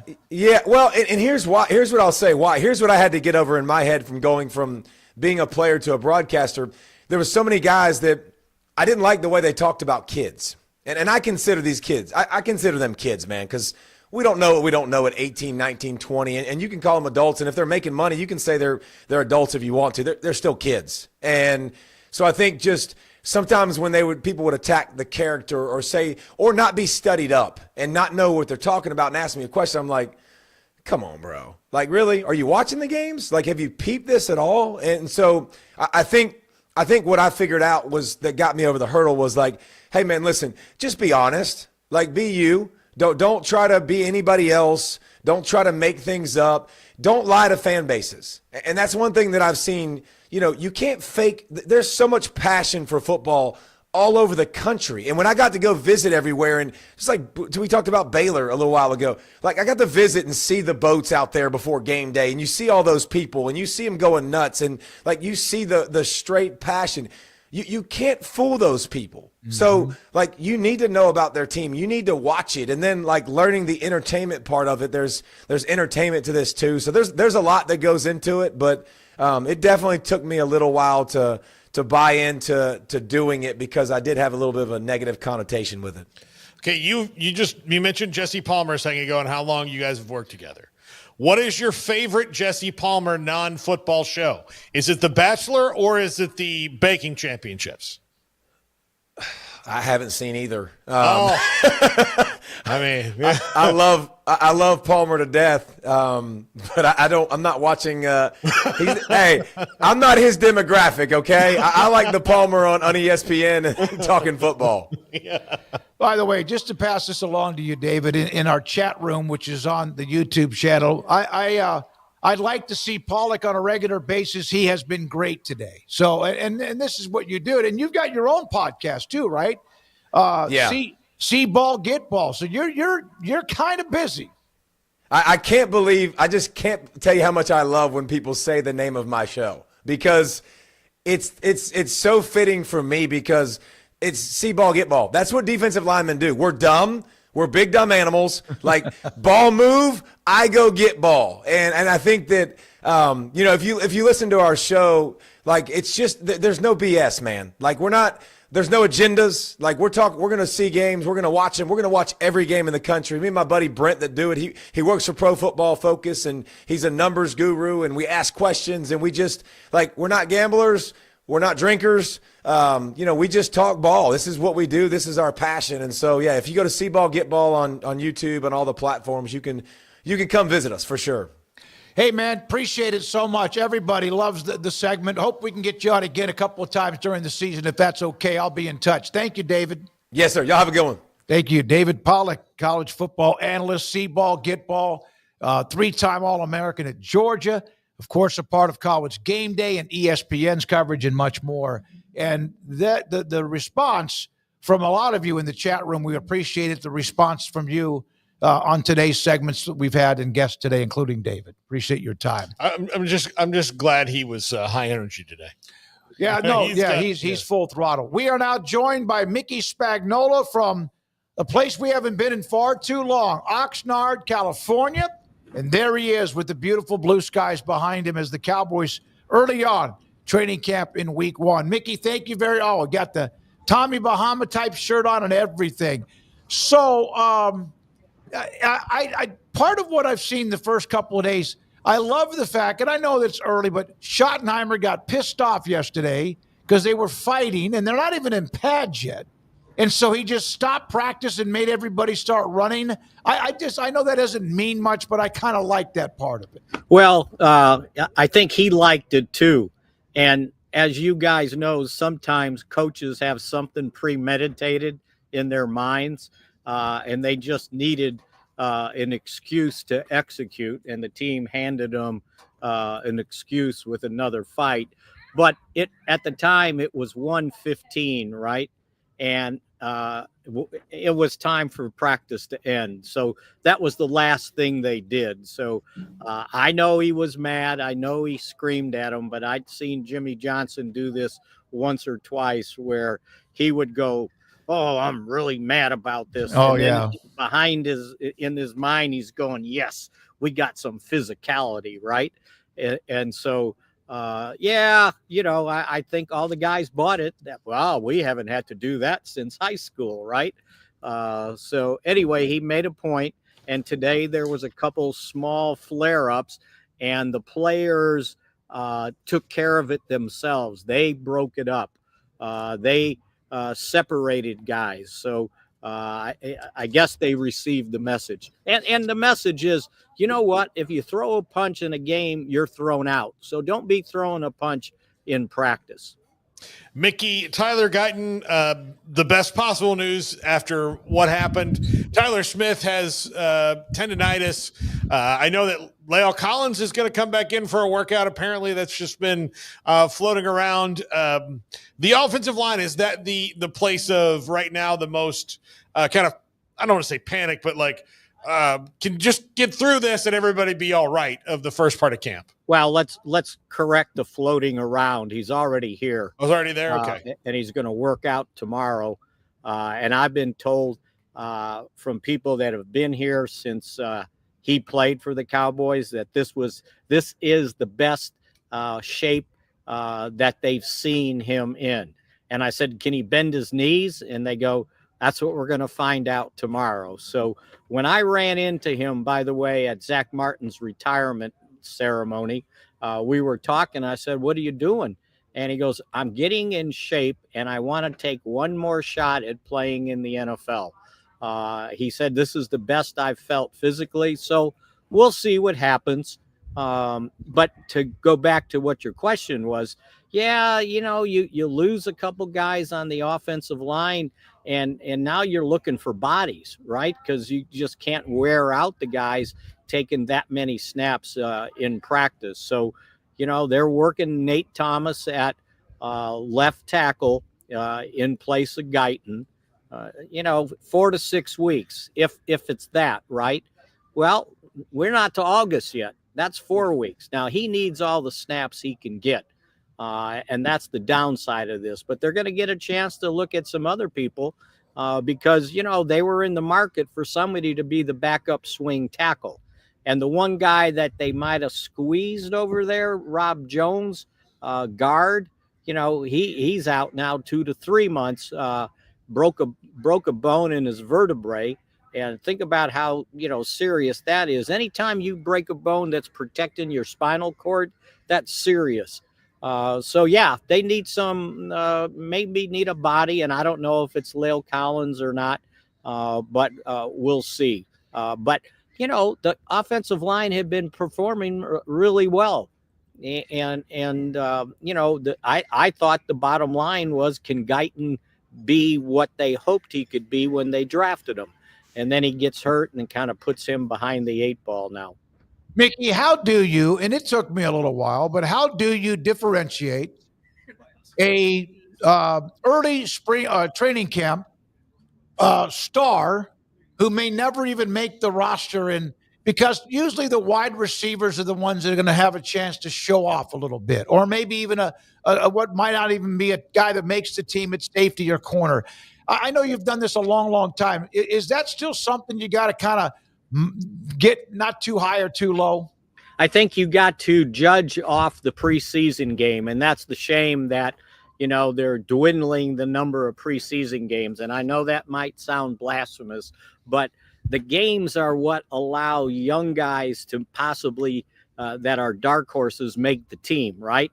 And now they got one less chance to play in a game, because I've seen guys be all training camp and then the lights come on and it's like, whoa, wait, where's that guy? What happened to him? So, and I've seen that happen many, many times. So to me, this is part of the judgment. The other part is the preseason games when they got to go out there in front of 50, 60,000 people and perform like they did here in training camp. And there's always one guy. I'll tell you, these last 2 days, the receiver from Oregon, Trayshawn Holden, he's made about 3 or 4 spectacular catches. Not just catches, I mean spectacular catches. And I'm sitting there going, well, I think he's on the practice squad. Now let's see where it goes from here.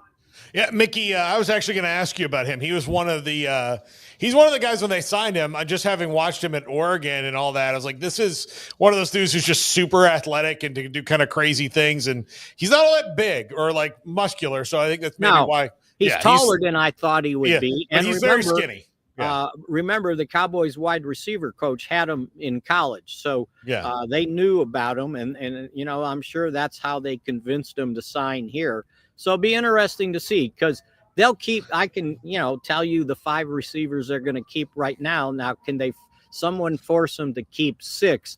And the other 2 guys, you know, were here last year, Flournoy and Jalen Brooks. And I don't know, maybe this guy could bump them to the practice squad instead of him going there. But that guys like that, they always show up. You know, Hunter Lipke showed up like that in training camp a couple of years ago. Now they're expanding his role. They're making it more versatile. They got him lining up all over the offensive formation, including some tight end stuff. So, you never know what jumps out up here during the 3.5, 4 weeks of camp. Yeah, I heard a couple of notes. CD, of course, was on the podium for like 15, 20 minutes. But I thought one of the favorite things I heard when they were asking him about Micah Parsons, Jerry, and all that in the meet, and he said, I would not recommend getting into this with Jerry when it comes to like a media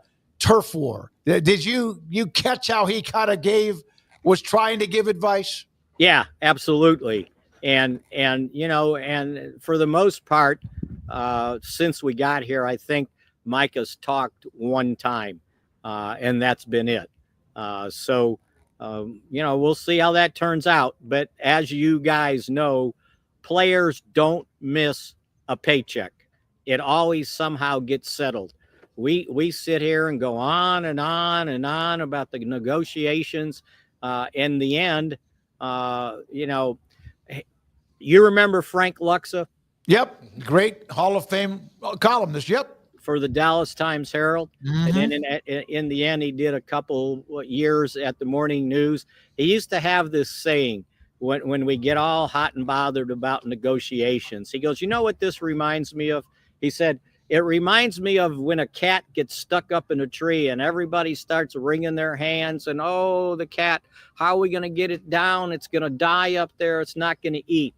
And Frank goes, did you ever find a cat dead in a tree? It always finds its way down. It's just like players negotiating contracts.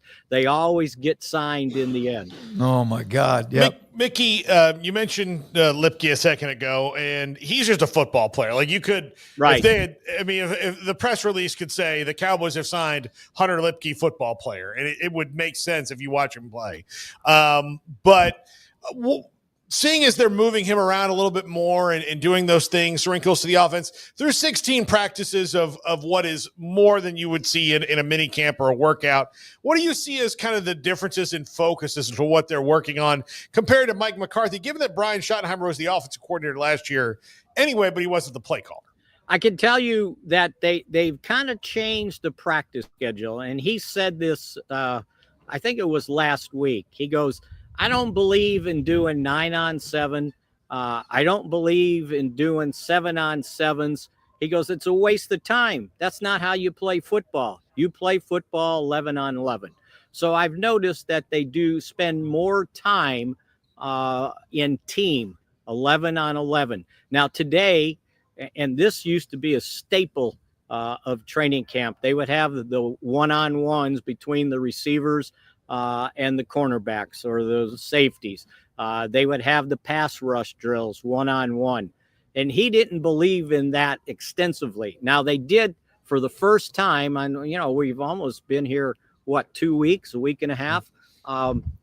first time today they did some one-on-one pass, to the receivers against the cornerbacks. But he set it up. It was none of this brother-law on the, when you get lined up, it's like, hey, yeah, you go next. And then the guy's got to go cover CeeDee Lamb, right? He mapped it out and said, I want this receiver against this cornerback. So those are some of the things I've seen them work on. They've worked on the intermediate passing game, but one of the priorities, you guys, is running the football. And they spend some, I think, excessive time working on the running game. And while there's no big names maybe in that running back room, I think it's been pretty efficient. Now, is it the offensive line playing well? Because if the offensive line doesn't play well, I don't care who the running back is. He's going to struggle. And I think they've done a nice job running the ball. I think Javonte Williams, his performance has stuck out. Miles Sanders looks like he's still got something going. And this week, Jaden Blue looks like he's hitting his rhythm. And I don't mean just running outside, sweeps and stuff. He's running between the tackles, and he's kind of a slitherer. He finds a crease, and boy, his acceleration is unbelievable. And that's what you would expect from somebody who ran a 4.28 40 before the combine. Yeah, Texas has never had any running back talent. All 9 of them that were on the roster, 7 get hurt or 2 or 3 get hurt. And there's Jaden Blue, and then there's, of course, Travius Wisner. Last thing from me is that, he one? Were there any kind of rumors, or not bad, but that he had to learn it's pro football, no matter how big a program Texas is, that he had to understand the responsibilities and accountabilities of getting prepared to be a pro? Yeah, I don't know where that got started. And I've seen a lot of reporting from here in training camp from sites that aren't here. How does that happen? I don't know. Yeah, me neither. Yeah. And so I saw that come up, and I hadn't heard anybody here say anything like that. Now, maybe he got off to a slow start in OTAs and the mini camp. I don't know. I was watching. I didn't see anything horrendous. But this week, he has certainly kicked it in gear. And I haven't heard any complaints from the coaches, from the head coach, about him not knowing how to practice or not knowing how to prepare.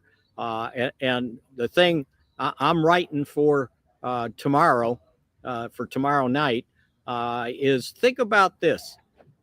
The speed that this offense has got. We know about CeeDee Lamb. We know about George Pickens, right?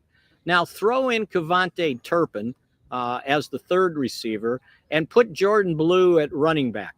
Now, you can't double everybody. And with that combination of 4 guys on the field, one of them is going to get covered by a linebacker, right? Because you're running out of corners, and your safety's got to take care of Jake Ferguson. So they're going to create some mismatches offensively with their speed, if indeed the offensive line can hold up.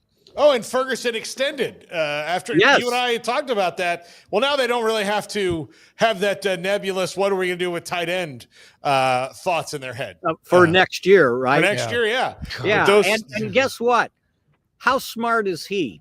Because, they didn't need to sign him until next March or before next March because he's in the last year of his contract, right? And now he signs a year early. He puts $12 million of signing bonus in some account. And you guys may know better than me, but I would imagine that gains interest and makes you some money on $12 million, right? And so, I think when you're going to get your money early, somebody said, oh, it was a team-friendly deal. Well, it was a player-friendly deal because he got his money earlier. And if I'm going to pay you ahead of time, then you need to give me a little bit of a break. And I don't know that he got a break, but every time somebody signs these days, they don't have to be the highest paid player at the position, right? And I think that's where we get, kind of screwed up on all these things. And so here's Micah Parsons. I don't know what he's waiting for, right? He could sign tomorrow. As Stephen Jones said after they signed Jake Ferguson, he said, we sign players who want to sign. And I think that was a little bit of I don't know how to say a dig, but a hint to Micah Parsons is, you want your money? We'll sign you tomorrow. And you can probably put $40 million in the bank the next day. Thank you, Mickey. Appreciate it. Enjoy. I know you will. Cowboys training camp in Oxnard, California, a little over, an hour north of the big LA. And man, do I miss being there whenever we can. That's something that we're looking at in the future. Again, we've had some incredible trips to Oxnard, California. When we come back, Paul Catalina and his top five, and Andrew Valade with his poll results. That and more. This is 365 Sports.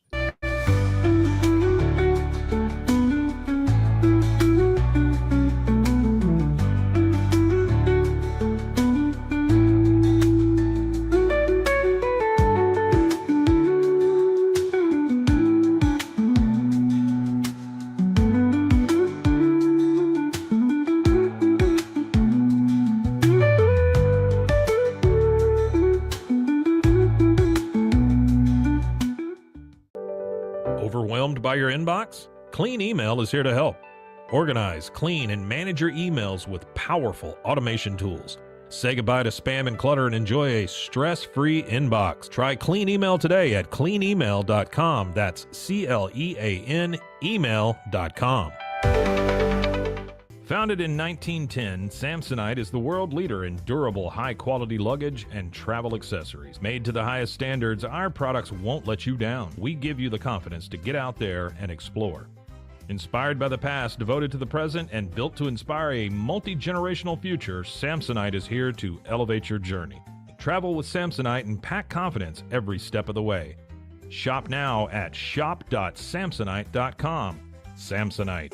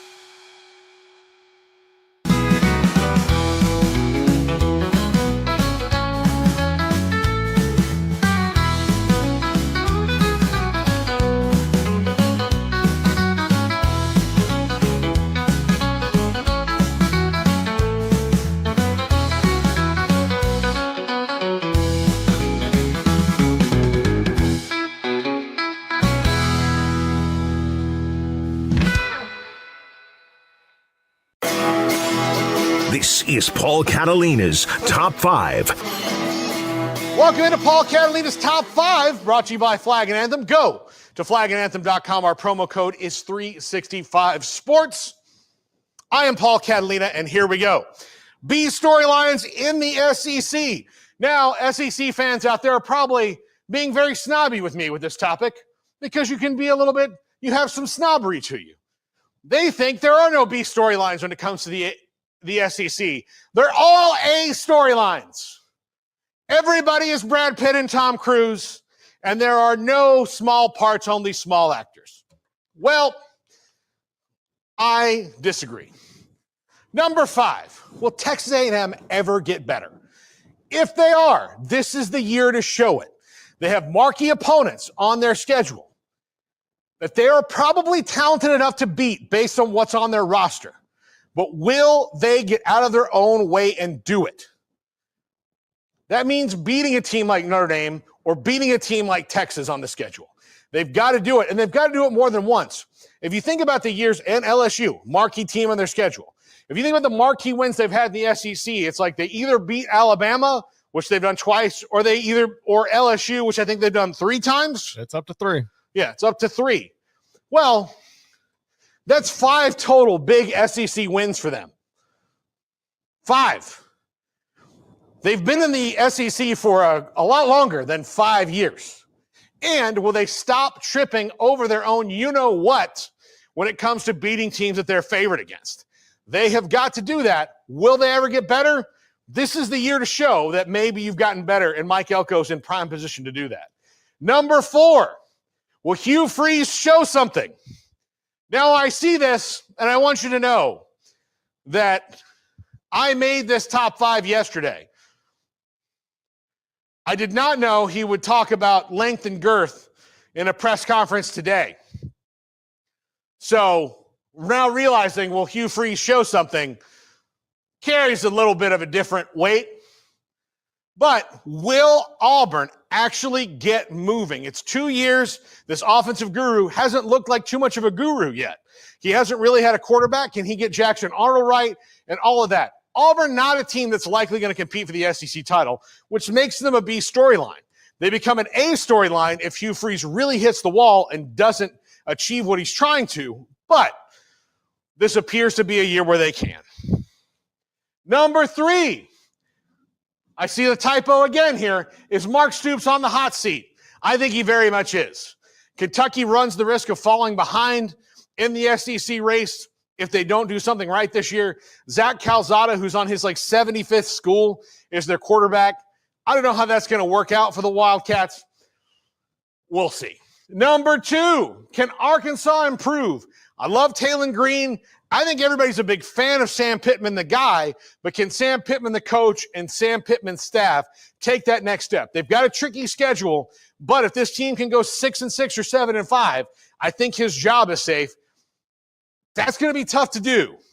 And there's other coaches out there that the fans might want more of, the boosters might want more of, and they've got some people willing to spend some money, as we've seen at the basketball program with John Calipari. And number 1, how long before LSU is tired of Brian Kelly? Garrett, what's the answer to this question? Been tired since the day he was hired. There you go. Garrett's disembodied voice tells you. Been tired since the day he was hired. He's got to capitalize on his roster this year and make something happen. He's got to be in the playoff. He's not in danger of losing his job, but he's in danger of losing their tolerance with him, which then will eventually lead to him losing his job. All the other coaches have won titles. Saban, Miles, Orgeron. It hasn't been that long for Brian Kelly, but they didn't bring him in there to just kind of keep riding the wave. That's not what they do at LSU. That's going to do it for the top 5. Smokey, read some polls. All right, I will, but before, we're going to do it before, Garrett? Yeah, let's do it before. A couple of super chats from today, and a lot of you loved our guest today. We appreciate that with Chris Lowe and Mike Golic Jr., and also with David Pollack and Mickey Spagnola from Texas Football Channel. Once pageantry and pride, now it's realignment, TV money, and memories of what we lost. We traded passion for profit, grit for hype. Is that euros? Pounds? Yeah, that's euros. Euros. Okay. Well, so €5 is how many thousands of American dollars? It's slightly more than $5. Okay. All right. So there's that one. So thanks. I mean, yeah, I think, yeah. I mean, that's it's a takeaway that you could have. I mean, I think there's still plenty of pageantry and pride, but I also think that we're talking about college football more than ever. It's covered more than it's ever been covered before. So that plays into it as well, of just probably harping on things more than they were harped on previously. But there's also no doubt there's way more things out in the ether than there's ever been before. Yeah. So it's a combination. I think on the other side of all this, it could be pretty damn cool, and I think it still is pretty damn cool. But yeah, there's some sacrifices that have been made that aren't necessarily for the better, so far. Texas Football Channel with another super chat. Thank you, sir. Love your podcast. Go Astros and go Cougs. Go Houston. Thank you, sir. That'll make retired stockbroker and others. Who is it? It's not Kyle Visser's the A&M guy, right? Yeah. Who's the one that's also a big Houston fan that joins us on the show? And do you have that?